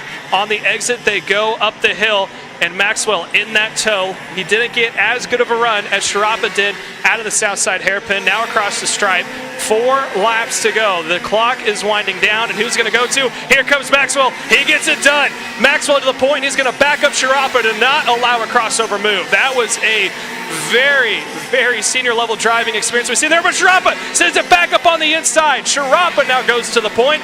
Maxwell now right back into the tow where he was before. To put it in perspective, they've been battling back and forth, and they still continue to open the gap over Matt Dean. Now looking at 4.08 seconds. Last time I did the reminder, it was 3.7. So they've opened up 0.3, even with the few passes that they made back and forth. Coming up on 3 laps to go, I guarantee you when the double sticks are in the air, all bets will be off. Down into turn 1, Sharapa leads. Maxwell not close enough for a dive bomb move. He closes up, gets to the apex a little bit quicker. He's taken off. Again, all you need is a little bit here when you run this close. Maybe about a 10th is all he needs to catch back up, especially in that tighter hairpin section that we've seen before. So he's closing up just a little bit, using that draft to his advantage, but out of that last turn 6, losing a little bit of time. He's got the toe.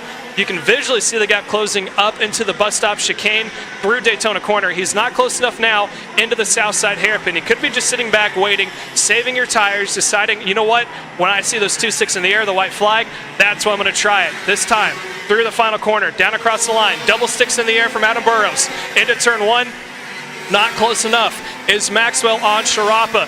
Out of turn 1, heading into 2. Maxwell thought about it, goes a little bit lower, taking off a little bit of track than he needs, goes a little bit wider now, heading in the entry for turns 3 and 4. Now he's going to stick to the back bumper. Out of turn 5, down this back straightaway. Again, he's going to have one more lap after this. Maxwell does to try to get around Sharapa. Sharapa has got 2 more laps to hold on a little bit longer. Into south side, Maxwell's close, not close enough. This time by is going to see the white flag in the air, and I think Maxwell might have a run.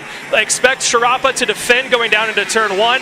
White flag is now presented this time by the Capital One Credit Bank. Down into turn 1. No defensive line there from Sharapa. He does not make the move. Maxwell now is on the back bumper. When does he do it? Does he send it up into the quick chicane, or is he going to stay until the south side hairpin? He's looking low. He's on the inside. He gets it done. How does Sharapa respond? He looks low. Straight back to the toe. He gets into the back bumper of Maxwell as Maxwell defended the inside line. He's now trailing by less than a half a cart length, almost nose to tail. Through the bus stop chicane they go, into Daytona Corner. Sharapa's going to have it. Maxwell knows it. He defends door to door. Sharapa can set him up for a crossover move. Tries it now. Goes way low, almost down to the grass. Maxwell defends. Sharapa now is on the outside. How is it going to work out? They're door to door. They're touching across the line.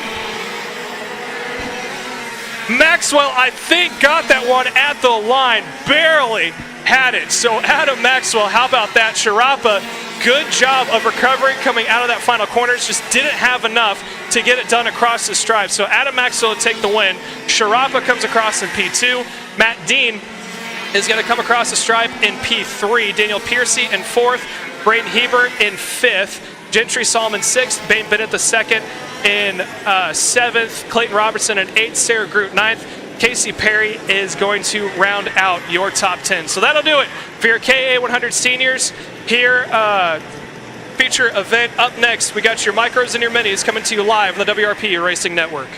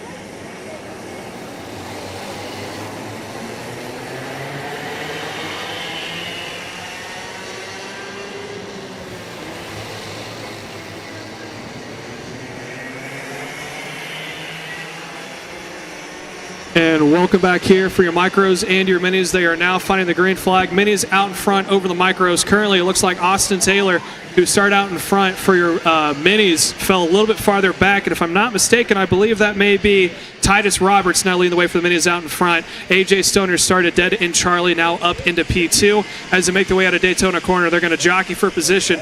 All the while, your micros out in front, they are now all single file. Kason Hendrickson out and now actually fell back into second. Lincoln Wiley is now up onto the point of that one as well. Oh, nope, I stand mistaken. That was actually Kason Hendrickson who is out in front for your minis. So, two different races at the same time. It's too much for me to keep it all together, so I got two guest commentators up in the booth. We got Andrew Gaza, the driver for kart number 27 here for the Collegiate Grand Prix, and also Derek May, one of the mechanics for HCRC on both kart 17 and 27, are going to join me up in the booth and call this race out as we continue to watch AJ Stoner on your screen, and the rest of the field is on from behind. So you guys look on the screen, you can look out on out, but Derek May, I'm going to hand it off to you. Yeah, so AJ Stoner is heading over on the south side, and it's actually built up about a 7-car lead based on the rest of the pack in the mini section. And now passing up on here in kart number 324, Dalton Sears has actually moved up into second position. It's leading a pack of 3, who are now heading through corner number 2 and 3. Yeah, so out in front, AJ Stoner, as you said, he's opened up a huge lead. I think as of now, it's sitting at about 2.1 seconds, which is massive to get off of the start. And then going on back to the series, Titus Roberts, Austin Taylor, who lost a little bit on the start, but now he's slowly making his way back up. Went a little narrow there on the entry into turn 6. Now finds himself behind both Dalton Sears, Titus Roberts. And again, That is going to be, if I'm not mistaken, a 6-cart battle of them out in front, both micros and their minis, as we continue to watch AJ Stoner make his way across the line. And we're going to switch back over to the battle. If I'm not mistaken, that should be for second, third, and fourth. Dalton Sears, Titus Roberts, and Austin Taylor across the line. Andrew?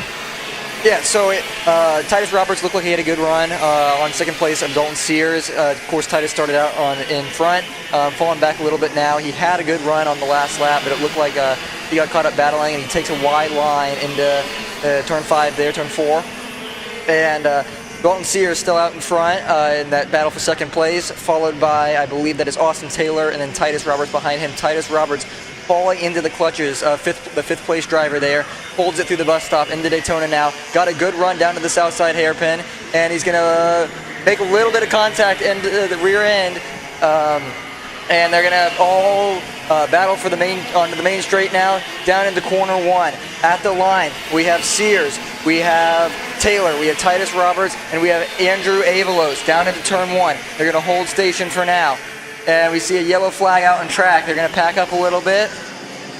And still holding station there. It looks like Austin Taylor's trying to make a move and get into that second place. It looks like AJ Stoner has run away with this one. He is now almost a full straightaway ahead of the second place cart. About 6 seconds gap almost there. So it looks like at this point it's a battle for second. Austin Taylor looks like he's got a good run down in the south side hairpin. We'll see if he can make a pass. And he's not going to be quite close enough this time. We'll see if he can get a good run onto the main straight as he comes towards the start-finish line. Looks like he fell back a little bit, and we'll see how he battles down into turn 1. Caleb. Yeah, so into turn 1, you're currently watching now on your screen. That is AJ Stoner. And as Andrew said before, he is holding about a 7.8, almost 8-second lead over the rest of the field. And then when you fall just a little bit farther back, and I say little, I do mean a lot, because he was coming out of turn 5, and there is the battle in question for second. That is Dalton Sears leading that group out in front. Austin Taylor into P number 3. Again, this is just overall and also for the minis. And they get to Titus Roberts running in the 4th position. Andrew Alvis running in P number 5 on the Top Kart USA entry. So they're all staying relatively nose to tail. They're not quite jockeying for position going back and forth. If they were, you would see AJ Stoner's lead continue to grow even more than it already has. Last time by was 7.8. Now it is at a 9.1. So a little less than 2-second advantage and 1 lap AJ Stoner has over the rest of the field. 9 laps to go now. Still more time for racing. They're going side by side, and it looks like Sears starting to put the pressure onto Austin Taylor. Austin Taylor is able to take the spot away there, Derek. Yeah, so now they're entering down onto the back straight. And Sears and Taylor recently switched positions, so we might be able to look for a draft where he's able to make an overtake on the last hairpin. Yeah, so as we were talking about before, and I was talking about earlier during the broadcast, that the lower in horsepower you go, the more the draft is proficient in these lower horsepower classes. These are 60 and 80 cc engines respectively. They are essentially the same engine, but the micros have a little bit more of a restriction on them, both in the carburetor and also in the exhaust. The minis, they're a little bit higher in weight since the kids are a little bit older, but they do make a little bit more power as they are making their way into turn 2. They're still going door to door, and it looks like this might be good news for Austin Taylor in P2. He's starting to pull away from the battle between Sears, Roberts, and also Alvis running in 3rd, 4th, and 5th respectively. Man, they're already starting to defend there, Andrew. Yeah, so biggest gap we've seen for second place for quite some time now. At the stripe, it looked like to be about a second. Quite a few car lengths now. Titus Roberts was able to get back into 3rd position. Of course, he started up towards the front, fell back a little bit, and he's trying to battle back now.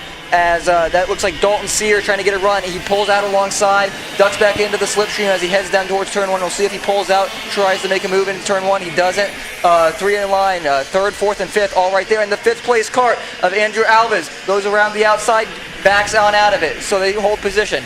And onto the backstretch now. Through the last sequence of S's, trying to get a good run. Of course, you got a long run from the down the backstretch, through the bus stop, into Daytona, into the hairpin. Austin Taylor does have a bit of a breakaway now, but he's not quite pulling away. So if the karts in 3rd, 4th, and 5th could work together, you might see a battle for second. Again, AJ Stoner has ran away from the field. And at 2nd place, Austin Taylor coming to the start-finish line now. And behind him, we have Titus Roberts, Dalton Sears, and Andrew Avalos. We're halfway through the race, as the flag man indicates for us there. 2nd, 3rd, 4th, it's stringing out a little bit. There's a close battle for 4th. Dalton Sears and Andrew Avalos. Andrew Avalos taking a wider line consistently out of the first hairpin, trying to get some better run down towards the backstretch. And he ducks under. We'll see if he can pull the switch back off as he comes down to the backstretch. Andrew Avalos looking to get a run, trying to get up into 4th place, past Dalton Sears. Through the bus stop they go. The gap spaced out a little bit. Gap's closing down through the bus stop, through Daytona, into the south side hairpin, not quite close enough to make a move. We'll see if he can get a better run onto the main street. Takes a little wider line on entry, gets on the power early. Into the slipstream, 3rd, 4th, and 5th. Titus Roberts, Dalton Sears, Andrew Avalos, all nose to tail. About 2 cars in between them. Holding station for now. Really could go either way. A couple seconds, just a small mistake, and you're falling right back into the clutches, maybe losing a couple positions. Yeah, and that's obviously one of the biggest things you got to worry about when you're doing these types of pack racing, is if they're going back and forth and they're jockeying for position, you can easily bunch up that group and then just allow a huge gap to form between what essentially is your pack and the rest of the field. As what we're seeing now is Austin Taylor opens up that gap even more over Titus Roberts, Dalton Sears, and Andrew Avalos. As we got one pulled in the pits, I believe that may have been one of the micros coming in just a little bit early. And while we're sitting back and watching all these minis go back and forth, I'm going to give you guys a little update on the micros. You got Kason Hendrickson and AMAX Racing running in P1 for that one. Bentley McCain running in P2. Hendricks Ross running in the 3rd position. Reagan Haas running in P4. So 2 different races for the price of 1 we got going on, and we continue to watch this battle for the 2nd spot, for the 3rd spot, between Austin Taylor, Dalton Sears, and Andrew Avalos, all on the backstretch. And I think this battle may be all but over as they're starting to spread out more and more. We'll still give you guys updates. We're looking at 3 laps to go. And again, AJ Stoner, his lead right now is well over a quarter of the track so far. That he just came across the stripe, and we're still waiting to see what the gap is. AJ Stoner comes across, Austin Taylor comes across. It's at 15.2 seconds, separates AJ Stoner and the rest of the field. As they continue on here, we're looking at about 3 laps to go, Derek. Yeah, so actually Austin Taylor and Titus Roberts are only within a second of each other, and Dalton Sears is just a 6th behind. So still really close between those 3 karts, and within a reasonable time for one mistake to cost one of the drivers 1 or possibly even 2 places. As we're watching them go down the back straight through the bus stop chicane, you're able to see that 2 of the karts are pulling ahead of the 3rd. Yeah, so we're going to sit back and watch. There was just a good view there of that AMAX entry on the new Sodi kart of AJ Stoner. And as we said last time was 15 seconds. Now continues to open up even more. So 2 laps to go this time by, as now we are watching, I believe this is now the battle in the micros. And if I'm not mistaken, that should be Kason Hendrickson, who is running in the lead for the micros. It is. He is out in front. Right behind him, we get Lincoln Wiley, Bentley McCain. But as we continue to switch back forward, there's AJ still on the left-hand side of your screen, coming down this time by for the white flag. Here it is. That is your 2nd placeman, Austin Taylor. And he is now, I think, possibly being trailed by Titus Roberts. So Titus Roberts was able to escape the 2nd group. And he's slowly starting to close it back up as we're looking at the white flag this time by, Andrew. Yeah, so Titus Roberts appears to have a pace advantage. He kind of broke away from that battle for 3rd and is now up into the battle for 2nd as they cross the line to take the white flag. The gap at the line, just under 4/4 of a second. They're going through turn 1 now. As we see the other class on the screen, they're heading now towards the backstretch through the sequence of S's. Titus Roberts, probably about 2 kart lengths. Yeah, and as we're going to switch back over, here's your leader coming to the final corners now to receive the checkered flag. White flag is going to be out for the micros. Twin checkers are out for AJ Stoner, making it 2 for 2 on wins here this afternoon, and he's doing sideways donuts, or attempts of them, heading down into turn 1. So fantastic run there from AJ Stoner. We're going to sit back and watch the rest of the field make their way through, and we're still waiting on Austin Taylor in 2nd. Let's see what happens. Titus Roberts just going to get out at the ends. So Austin Taylor comes across P2.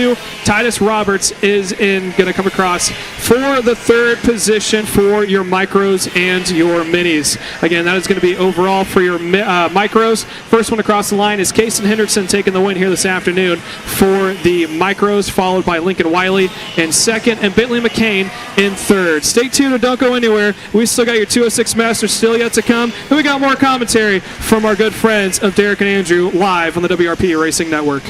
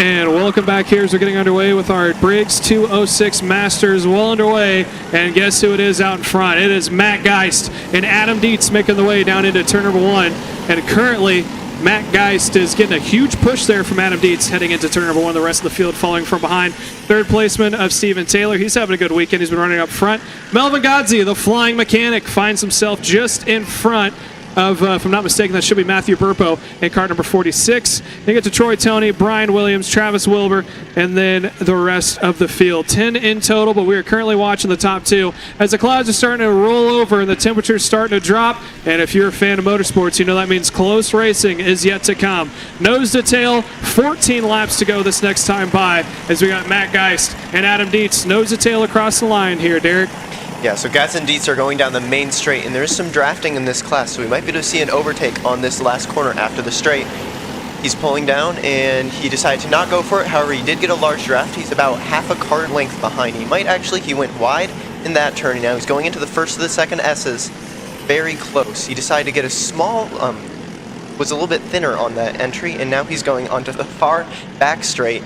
For a lot of drafting, he's about half a car length behind. He might be going up for an overtake through the bus top chicane.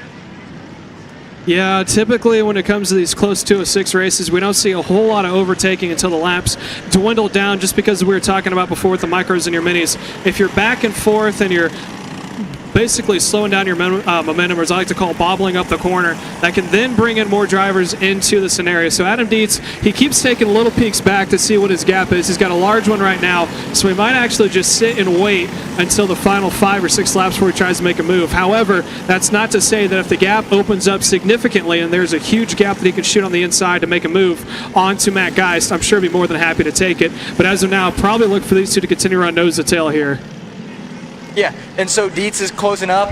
Like Caleb said, good to probably stay behind and build a gap. So in those last couple laps, you have some gap to play with. So as you're battling back and forth, maybe overtaking back and forth, over some over and unders, you have that gap to play with. Back to third place, Troy Toney kind of got out on his own there, but it looks like the pack's catching him up. Of course, in this 206 class, it's hard to break away, so you kind of need some help from behind. So, I'm sure Troy Toney could appreciate if he got a little bit of a bump draft to help him bring up to the leaders. But at this point, it looks like Matt Geist and Adam Dietz, they have certainly broken away from the field. They really did that from the very start of the race. They have been clearly faster. You see Adam Dietz kind of poking out into the blind spot of Geist. Every once in a while, maybe let him know that he's there, just put a little bit more pressure on him. But at this point, I think he's just kind of just bump drafting him down the straight. Don't want to obviously waste too much time when you don't need it. It's a long race, 12 laps still to go, and it's 206 class. The bump drafting, the close racing is paramount. So you do not want to fall into the clutches of the pack behind, because if that happens, then all bets are off. You could go from first to sixth in one corner. So right now, I'm sure they're really enjoying the breakaway they got here. It looks like they have about a 5-second gap coming over the stripe now, 1-2, and we'll see what the gap is at the line to third place. And it looks like it is going to be about nearly 6 seconds now. So they're doing made about over a second on the rest of the field in that lap, and so I'm sure Adam Dietz is more than happy to just sit behind Matt Geist right now, keep breaking away, and hopefully make a move later on in the race.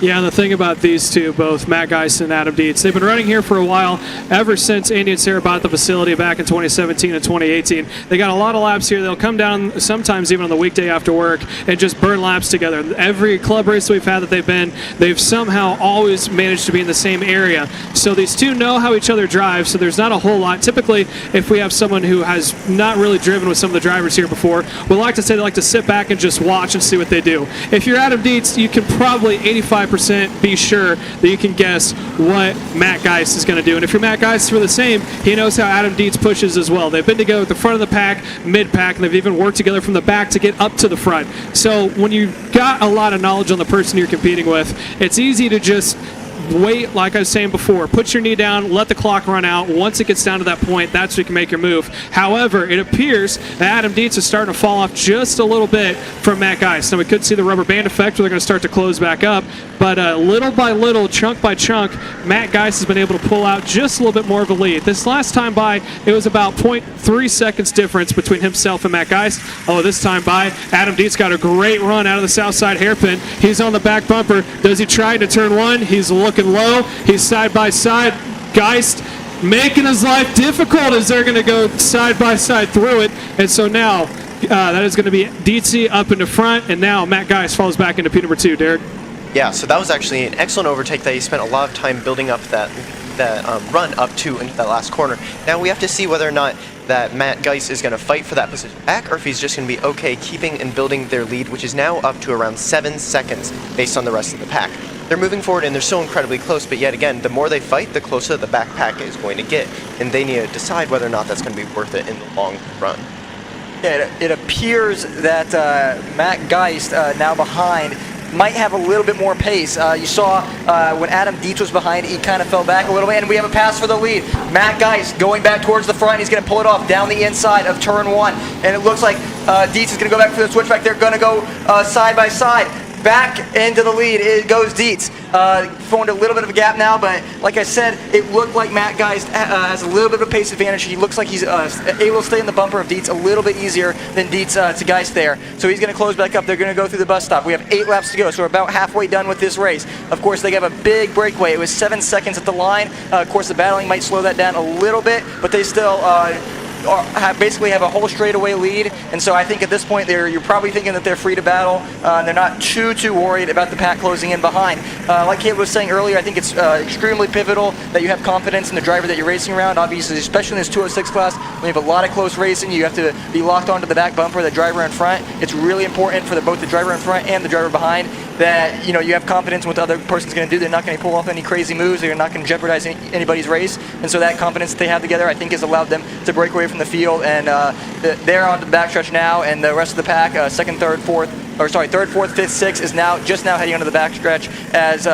Dietz and Geist are heading through Daytona now. Pretty close pack, and I'll pass it back to Caleb. Yeah, and some trouble here for Stephen Taylor. Comes to a stop on the exit of the final corner. Unfortunate to see he was having such a good race. He was running up in that front group, but sometimes Lady Luck just doesn't go in your favor. Today is one of those days. Very unfortunate to see, but hopefully he'll be back here tomorrow to try to make it all happen again and have a better change of scenarios as we're going to switch back over to the leaders. So Dietz out in front. He's doing a good job defending off of Matt Geist, and we all know Matt Geist is not afraid to drop a couple teeth in the rear if he knows he's going to be in the pack, and sometimes you can definitely see it because he is able to tow so much more than the other karts as they make their way onto the long straightaway. You can see that now heading over into the bus stop. He was able to close up so much of that final corner. Gets now up to the back bumper of Dietz. Is he going to try to pass here? I don't think so. We're coming up on 5 laps to go. He may just sit tight and bide the time until it gets closer to it, but I said the same thing about Dietzy, but down into turn 1, Dietzy proved me wrong on that. Let's see what Geist has got. He's up in the toe. He's working the back bumper. Does he try it? He thought about it. Stays back in the line. Now, this could be bad news for Dietzy out in front. They're approaching lap traffic, so Matt Geist might be in the opportunity position to set a pick here to get around Adam Dietz if it takes too much more time, Derek. Yeah, so Dietz and Geist have yet again built up their lead to over almost 9 seconds. It's at 8.6 seconds as they're going onto that back stretch. Now they are approaching the lap traffic, and that's a very questionable situation where the lap traffic might slow down Dietz, and Geist might be able to make a run off of that. They're going into the southern hairpin, and it looks like there's a lot more room there, so I don't think there's any worry for Dietz and Geist to make a switch. However, as we're going up into this final stretch, I think that Geist might have a really good run off the front straight, and he's actually making up a lot of ground. He might go for a run off the main straight, and he thinks about it, and he's going for it. He's on the inside, and he makes the pass onto Geist, and will he hold it or not? The lap traffic is playing an issue, and he actually gets slowed down. They both slow down, and they're keeping and holding position. Now Geist actually goes back for it and takes the position back. So that's the lap traffic really paying attention and making sure that they really need to figure out when they're going for that pass or not. Yeah, that was actually Adam Dietz who went back to the front. They were going back and forth in that little bit of a chicane area. Has played some good effect, but here it is. Geist looking up on the inside. He's got a good run. Let's see what happens. At a Daytona, does he try to peek it on the inside? Does Dietz defend? Both answers to that question is no. They stay single file. Now coming up in the final corner, we're looking at 3 laps to go this time by. Geist is probably the closest he's been in a long time. He's gotten runs even farther back than he is now. Let's see if he tries into one. Dietz knows it's coming. He defends, and now he's trying to see if he can't crowd Geist to the outside line. Geist tries around the outside, doesn't get it done. He sets him up for a possible crossover. No, he's going to stay in tow, and they're going to continue to go single file. Now, if I'm not a betting man, but if I would put 20 on black that Geist is going to try it heading into the south side hairpin there, Andrew. Yeah, so down the front stretch there, Dietz was in front. Geist peeked to the outside, almost looked like he wanted to duck back to the inside, but actually had such a good run that he ended up on the outside and had to hold that. Couldn't quite get it down to turn one. Down to the south side hairpin. They're going to hold station. We'll see if Geist tries to get a run down the front stretch, or maybe he's saving it for the very last lap. We hear the double poles up, 2 laps coming at the stripe. We'll see if Geist wants to save it for the last time. The gap is a little bit bigger than it was last time by. Looks to the outside, and he's just going to hold station for now. Through turn 1, into turn 2 now, the long and fast right-hander. Geist fell back a little bit. Looks like about a kart and a half between them now as they go through the S's. Onto the back stretch now. Of course, this last section is super critical for Geist here, trying to get back. He's going to need, if he can't get it done in the south side hairpin, a good run out of the final corner, down into turn 1. Seems to be the best passing zone, seems to be the favorite passing zone for these two drivers as they head through Daytona now. And it looks like there's about a kart length between Geist. He closes down. Not going to go for it in the south side hairpin. The run, let's see if he can get the run here. Looks like he takes a little bit wider line on entry. He's going to try to get the best run. He's going to duck into the slipstream. Looks like about less than a car length now. This little white flag is out. They cross the stripe. We'll see if Geist is able to do anything to turn the run. He's closing down. He's closing down. Opts to stay in line. Can't get it done into turn 1 here in this final lap. They go through turn 2 now. Yeah, they're going to make their way into turn 2. And Matt Geist, I think his best opportunity to turn 1 may have gone to the wayside. I don't think it's panned out just into his favor of the gap they wanted to close down. I think he got a poor run coming out the south side hairpin. Dietz just got that much of a better run, so he's still maintaining the same gap. He's going to have one more opportunity, count that 2 more, as he's starting to close through Daytona. Let's see if he can get a nose to the inside. He's not quite close enough to throw it down here. One more opportunity. Can he set him up for a crossover? Dietz nails it. Here comes Geist on the inside. Dietz rolls the outside. He's going to have the point, and I think that's going to seal the deal. Adam Dietz takes the win here this afternoon in 2:06 Masters. Matt Geist is going to come home in P number 2, and here comes the rest of the field. Here comes Burpo. He was side by side across the line there for P4, and it's going to be the flying mechanic of Melvin Godze coming across in 3rd, Matthew Burpo in 4th, Brian Williams rounds out the field in P5. So that'll do it for our 206 Masters. Up next, we got your K8 Juniors, followed by your 206 Senior Medium, 206 Master Heavies, and Supers, followed by Collegiate GP. So don't go anywhere, as we still got more racing coming to you live on the WRP Racing Network.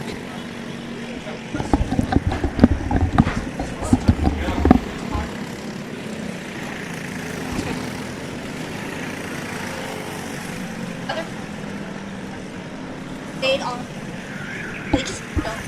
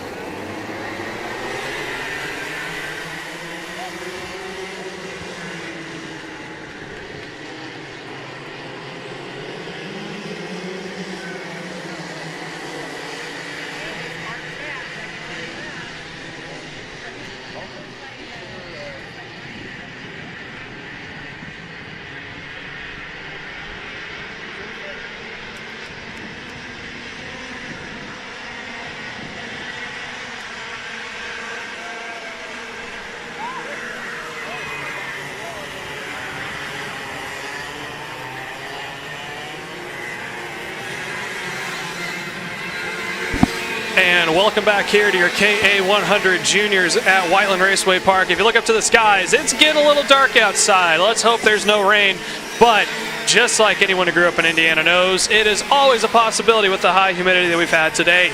As we're watching our KA100 Juniors, it is Dane Van Dyke out in front over Braden Rudder running in P2. That's the gap out in front. Then there's a little bit of a break before we get to the third placeman of Christopher Yutzi. Just behind Yutzi is Maddox Hopper, Landon Brewer, Ryan Mort, who are running in the third, fourth, and fifth position. After that, we get down to Charlie Myers, who is running in the seventh spot, followed by Grace Holden. And then you get to Mason Guyland and Lucian Laser rounds out your top 10. So top three all spaced out, making their way into turn number one. But right now, 1 and 2 of Van Dyke and Braden Rudder are closer currently than your third placeman of Christopher Yutzi is to the top two. A little bit farther back, it is an all-out brawl for that fourth position. That is between Maddox Hopper, Landon Brewer, and Ryan Moore. As there's a little contact there between, I believe that is Hooper, and if I'm not mistaken, I think that may have been Landon Brewer got into each other. So Hooper and Brewer got into each other in that middle exit of the quick little left-right chicane, and now they find themselves just off the pace. Good news, though, for the one out in a little bit, or sorry, no, that was between Brewer and Mort. So that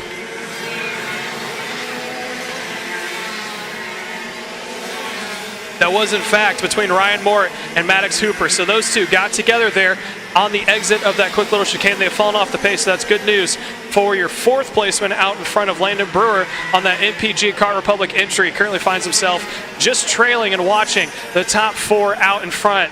Meanwhile, Van Dyke, Rudder, and Yutzi, 1, 2, 3 are closing up to each other. They've got the little bit of the toe that they can. Again, like we talked about all day today, the 2-cycle classes don't produce as much of a toe as we see from the L206 or 4-cycle classes, but they are right there, nose to tail, making the way across the stripe, looking at 11 laps to go. A little bit farther back, Landon Brewer, like we said before, MPG Car Republic entry, is sitting and watching, and right now he is watching the third place with Christopher Yutzi diving up on the inside, and he's not going to take over the second position. Braden Rudder falls back into P3.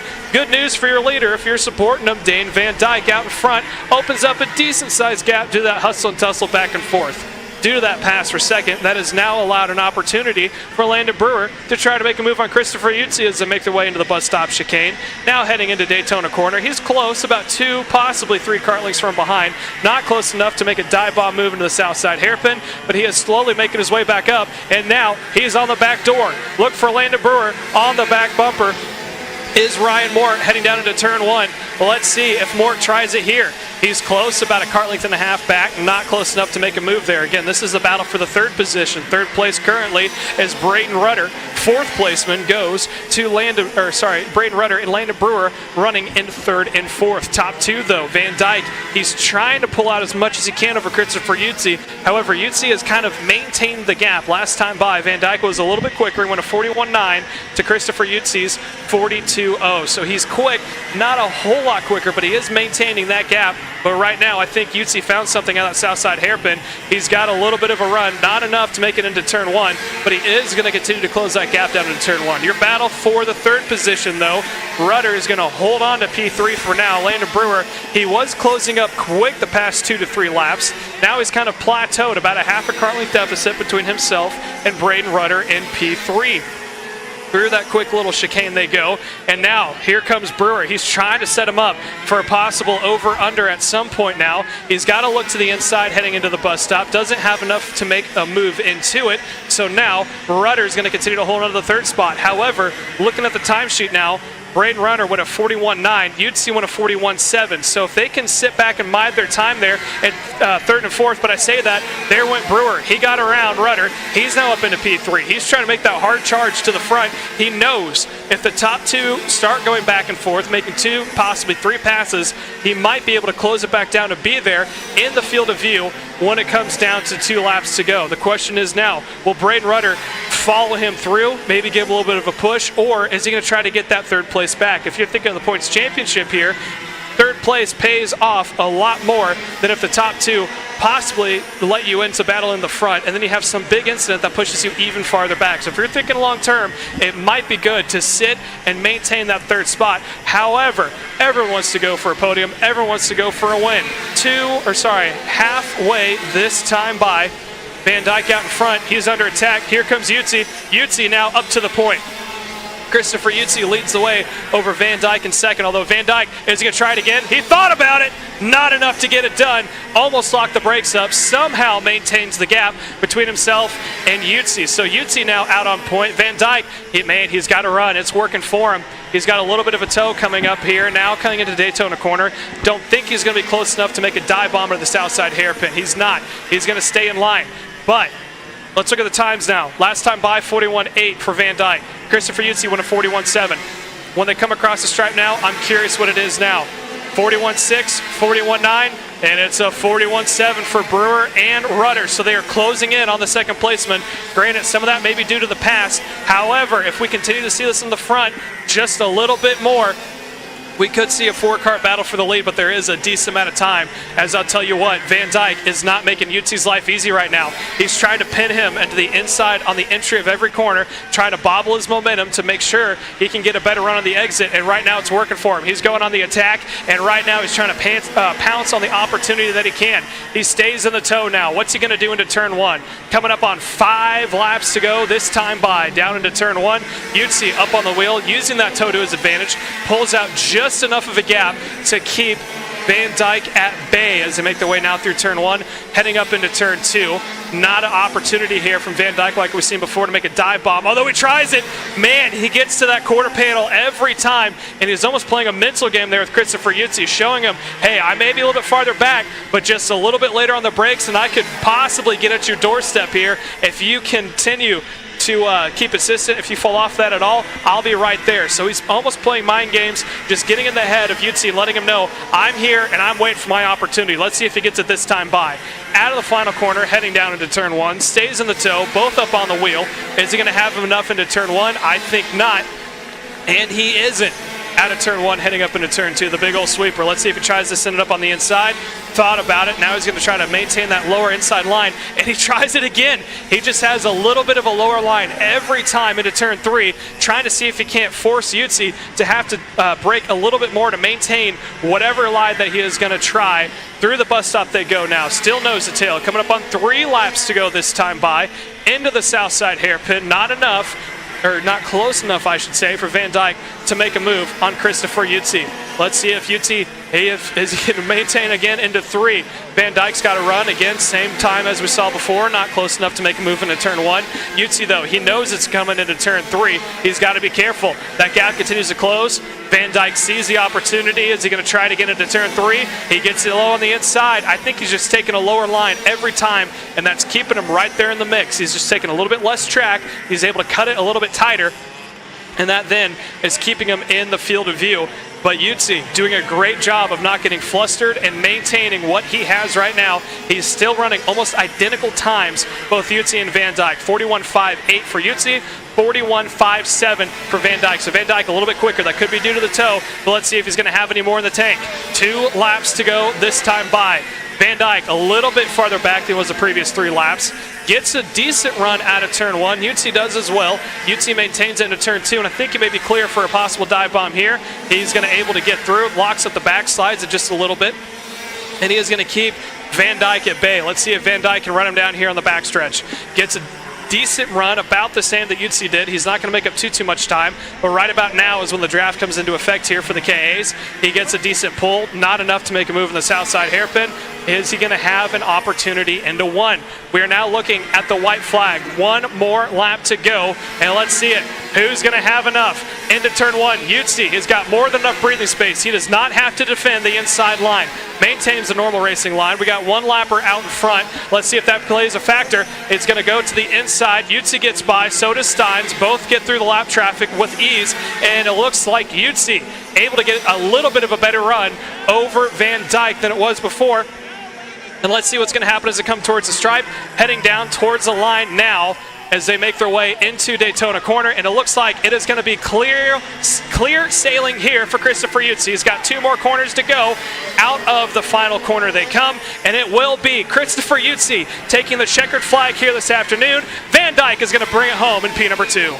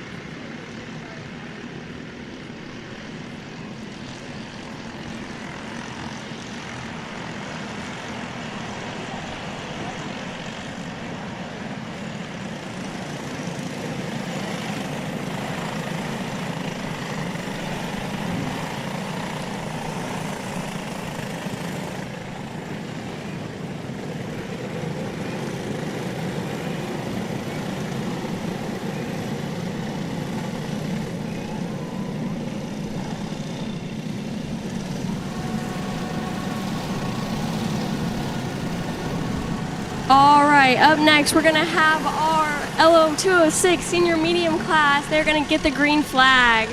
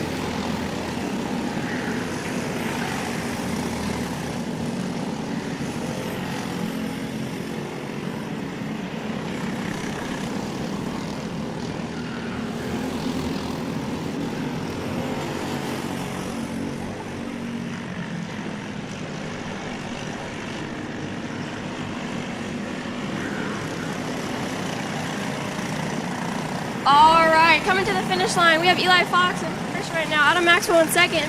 Still running third. Eli Fox will finish in, but no.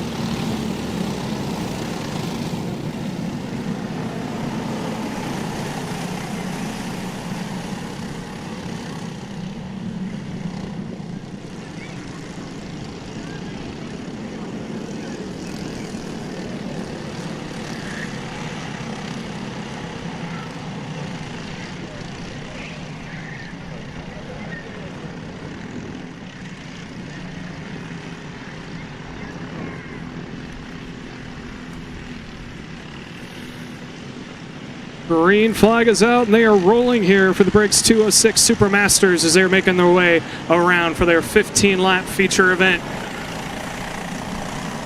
Top two right now is Ty Guernsey and Tom Harleman running in first and second, respectively.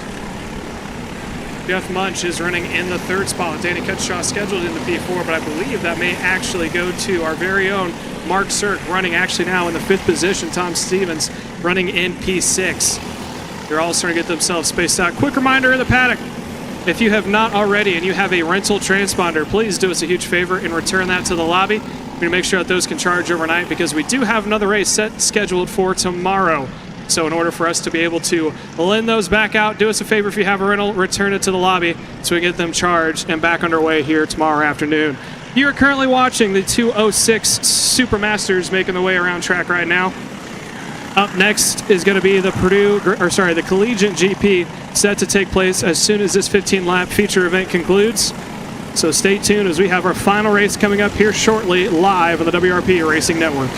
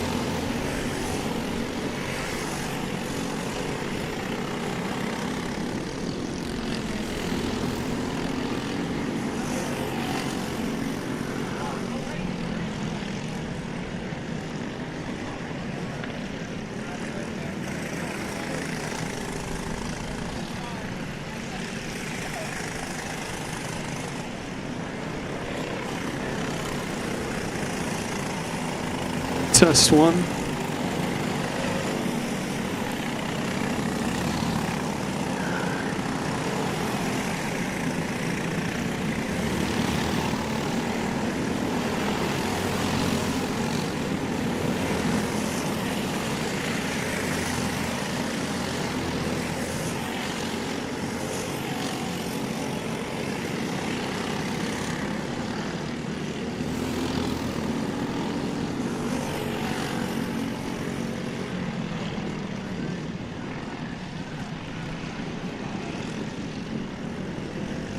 Test one.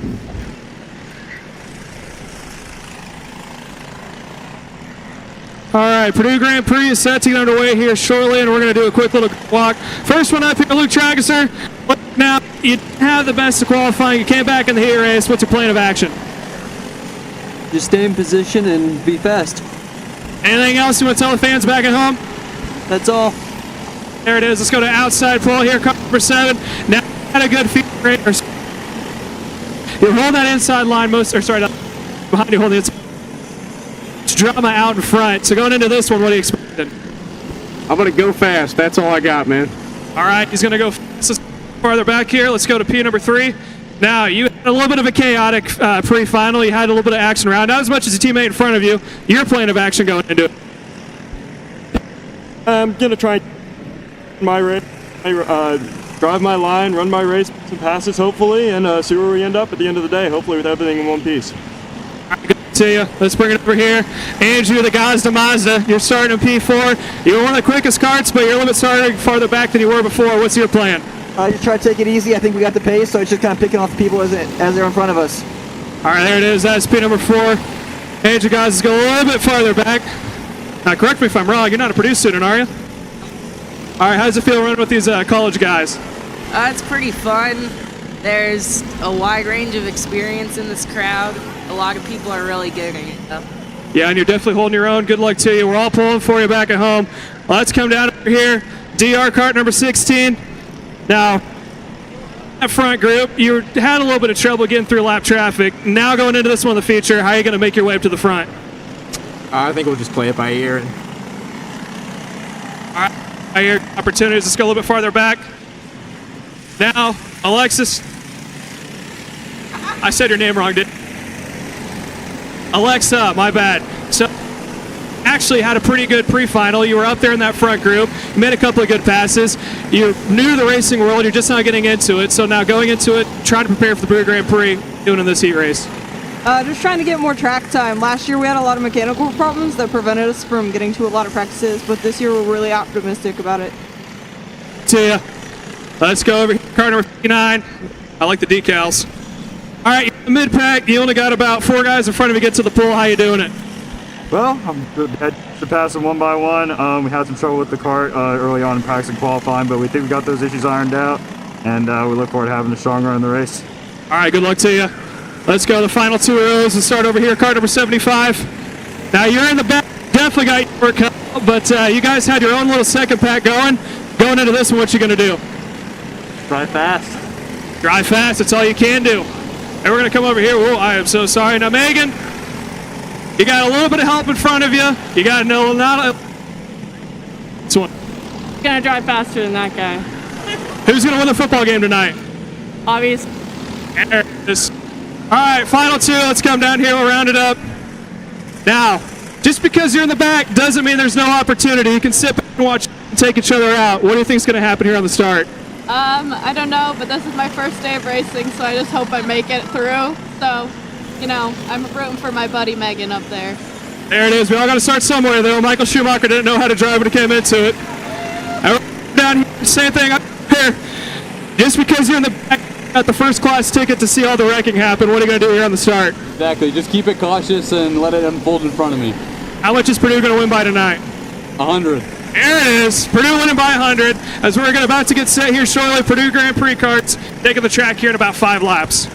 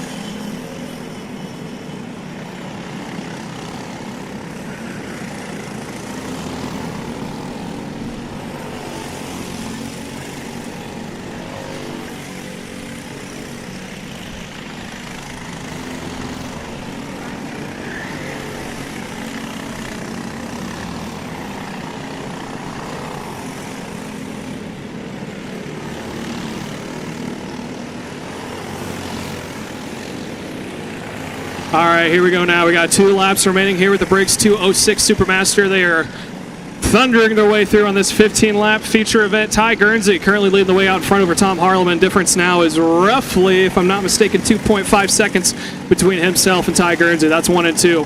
Jeff Munch currently running in the 3rd spot over Danny Cutshaw. Jeff Munch is trailing the leader by about 4.5 seconds, so he's got a lot of time to make up if he wants a chance to get into the front. However, he is on that podium spot.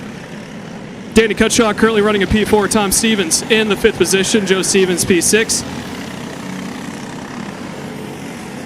Richard Leminster running in the 7th spot with Mark Cirk, Scott Galday, both out, unfortunately. Wesley Baldock also out, and Kathy, unfortunately, did not take the start here this afternoon. White flag is out for your leader of Ty Guernsey. He's got one more lap before he can take the win here this afternoon for your 206 Supermasters. And then we got one more group left to go. The Collegiate GP is set to take the green here as soon as this race concludes, and that will conclude our racing festivities for the afternoon. But don't worry, we're going to come back and do it all over again tomorrow morning, bright and early at 8 o'clock Eastern Standard Time. We'll go live for first practice before we do the same rotation. Practice 1, qualifying, pre-final, and final. Sit back and watch as Ty Guernsey making his way out of the Daytona corner into the Southside hairpin for the final time. He's about to make his way up the hill and take the checkered flag. Give it up. Ty Guernsey taking the win here this afternoon for Brakes 206 Supermasters.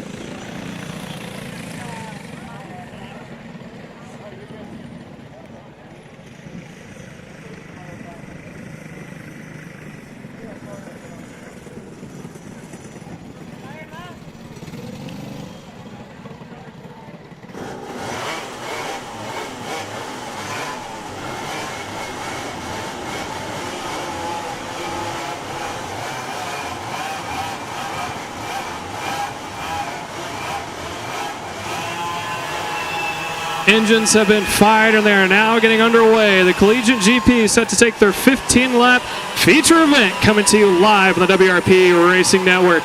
They're going to go one time by to get the tires up to temp and make sure everything's handling right, and set to take the green flag next time by, hopefully. Although there have been a couple of times here today, not just in this class, but all classes together. We've had it sitting around 2, 3, maybe even 4 times. So when they come back around, we're going to take the green and get things rolling here for Collegiate GP.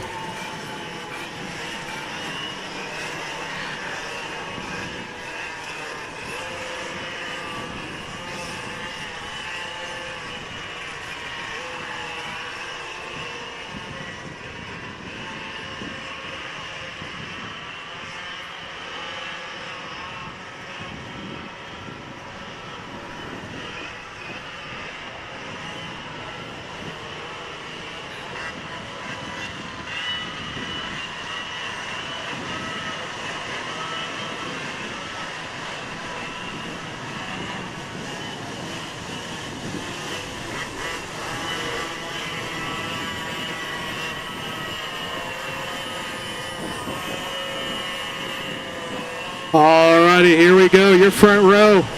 Randall Hubble, Luke Trageser set to take the green here this afternoon. Andrew Marin, Andrew Gazda, the double Andrews in row number 2. Let's see them as they make their way down towards the line, and it is going to be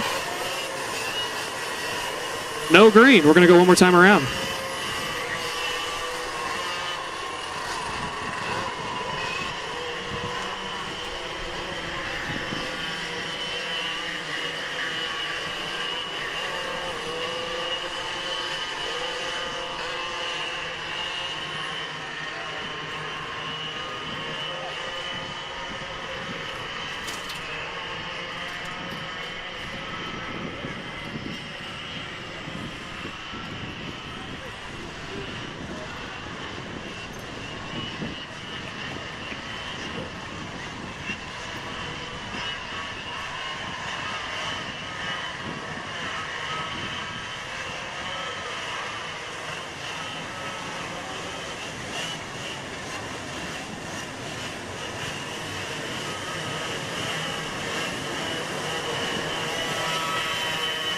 And let's run it back and see if we can't get a green this time by. As I was saying, Hubble, Trageser, row number 1. Morin, Gaza, row 2. Vachero and Frost in row number 3. Garcia and Babe in row number 5. Let's see it as they make their way down towards the line. Eyes on the starter.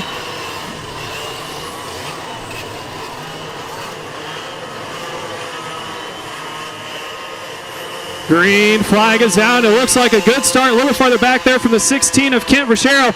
Shoots it up on the inside. Makes up one, almost 2 position. Here comes Andrew Gaza around the outside line. He's able to go up into P5. Luke Trageser gets a little loose there heading up into turn 3. And he is going to maintain that second position. He is going to be splitting the 2 TB carts of Hubble and Morin. So it's going to go Hubble, Trageser, Morin. Gaza's fallen back a little bit farther. It's now going to be Vachero up into P number 4. And a little loose everyone goes as they make their way through the bus stop heading into the Daytona corner. The sun is starting to set. The clouds rolling in, which means the track's going to get colder. And it's going to come down to who's got the best hands that can wheel the cart the best. Down out of that final corner. One more time across the line. 14 laps remain here at Whiteland Raceway Park for the final feature event of the afternoon.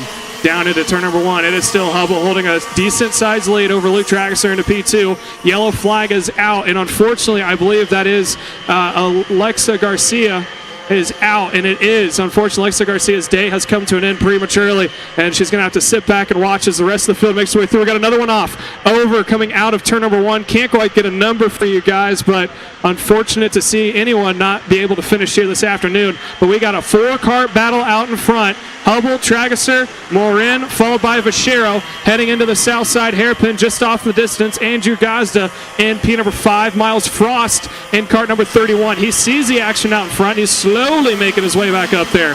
One more lap into the books. 13 laps remain, and it looks like already now I think Morin had a little look to the inside there of Luke Trageser headed to turn 1, but I think that's mostly trying to hold off Kent Vachero. Vachero wasn't entirely up in that front group when it came time for the pre-final, but he has definitely got his elbows out, trying to make his way up towards the lead here in the feature this afternoon. Out of the turn number 5 they come. Hubble still has a decent-sized lead over Trageser in P2. Right behind Trageser, though, got about a 2, count that 3-cart length before we get to Morin running in the 3rd spot. But he has got his mirrors full of Kent Vachero, who is all over the back bumper, trying to see if he can't find a hole to get the front of his car into and possibly make a move. Here comes Luke Trageser, though. He's got a good run. And he's going to take a look down the inside for the lead. They make their way through, and now here comes Hubble defending the inside line. He's going to force Trageser high. So now Trageser is going to have to try to set up for a crossover move. Heading now into turn 2. Hubble's going to take the normal racing line. Trageser is going to try that over-under technique, but it's not going to work. There went Morin.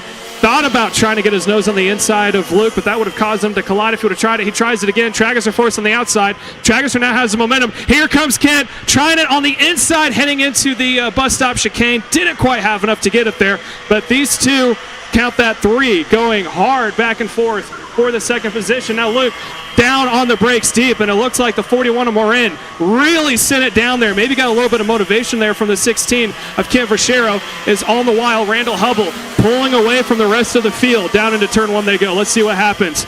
Deep on the inside goes Morin. He's late on the brakes. He's trying to defend from Kent Verchero, making their way now out of turn number 1, heading into turn 2. Verchero, he's got the move on the inside. Is going to be able to hold it? No, but here comes possibly Andrew Gosden to get his nose up there on the inside. And your leader has a bobble. Coming out of turn number 4, bobbles it down. Luke Trageser's got to run. He's looking low into the bus stop. He's also trying to defend from Andrew Morin, making their way into the bus stop chicane.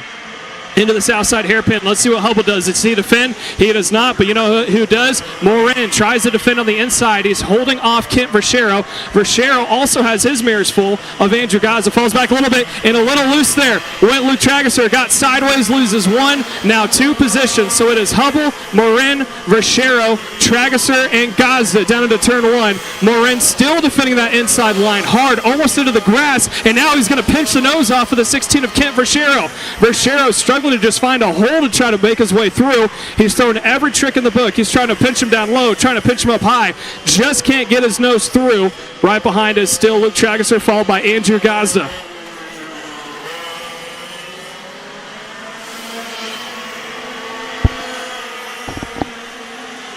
Now into the south side hairpin they go.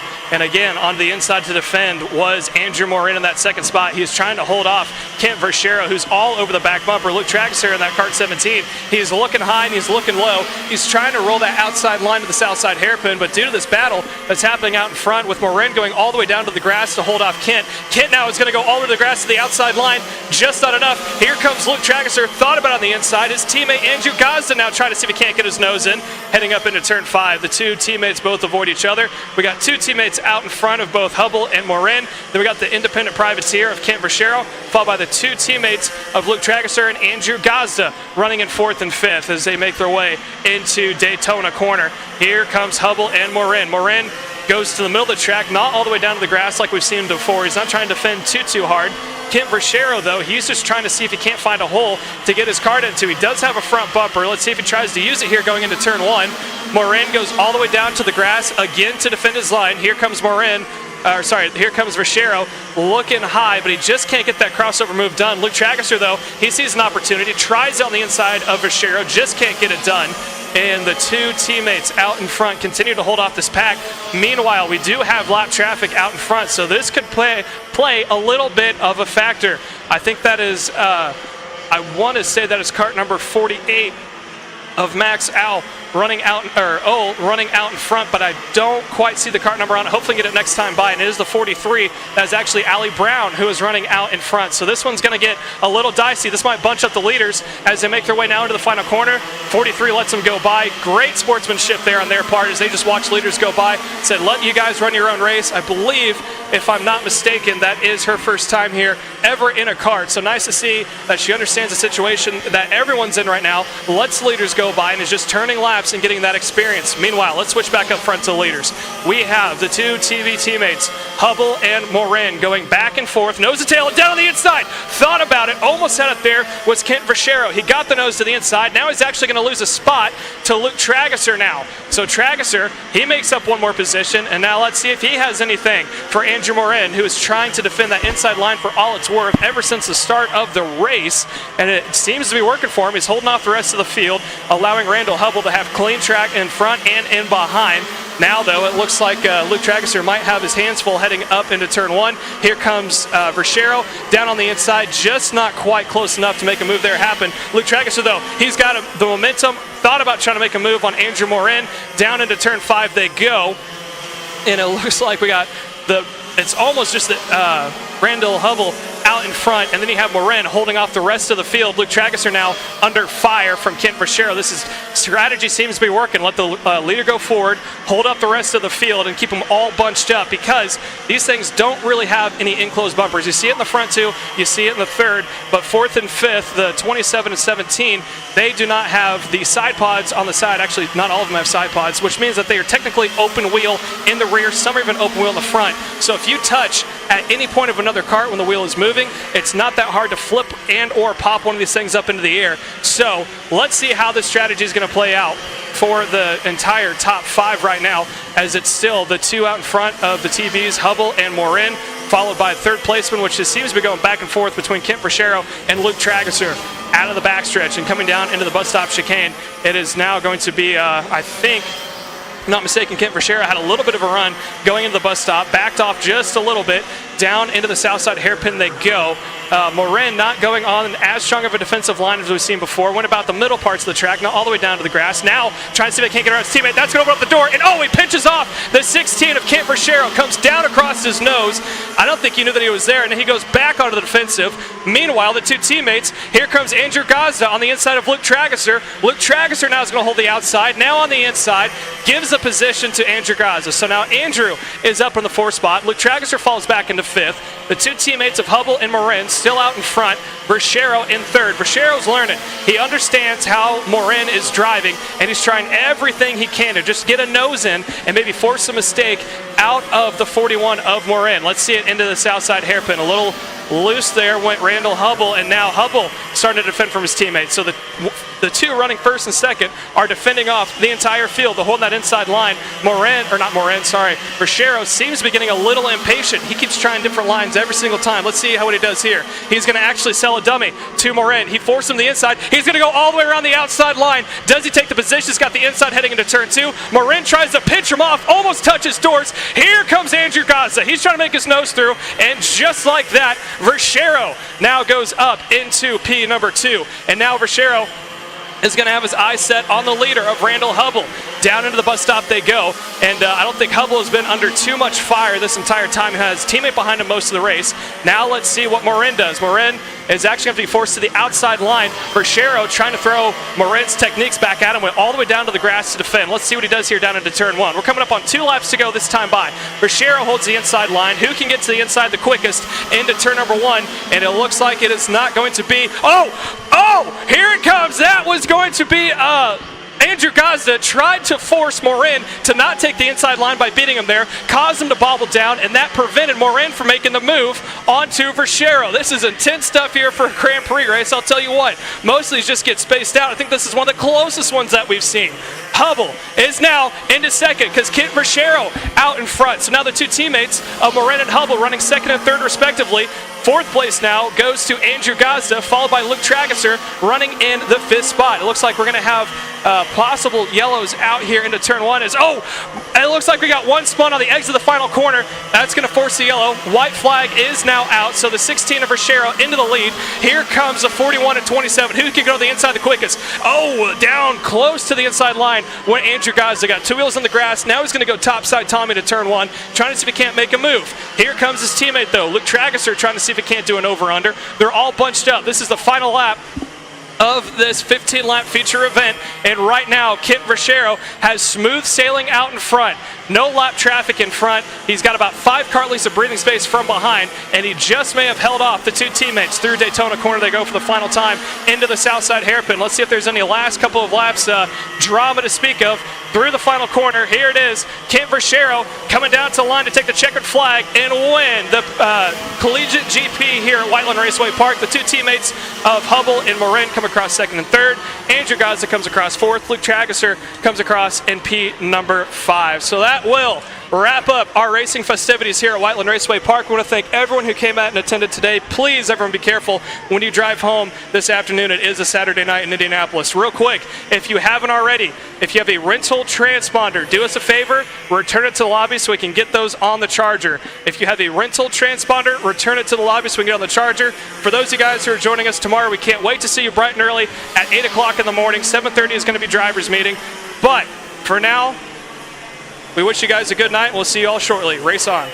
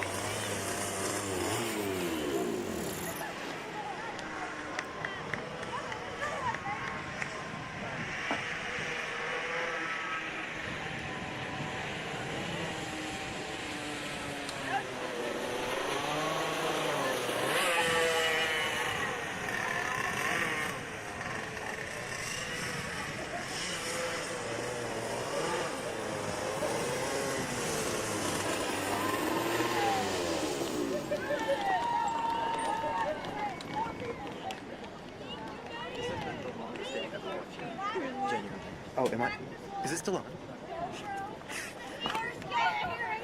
Okay. No. I don't know how to turn it off. Are we good to start cleaning up now? Is there an intro and an outro?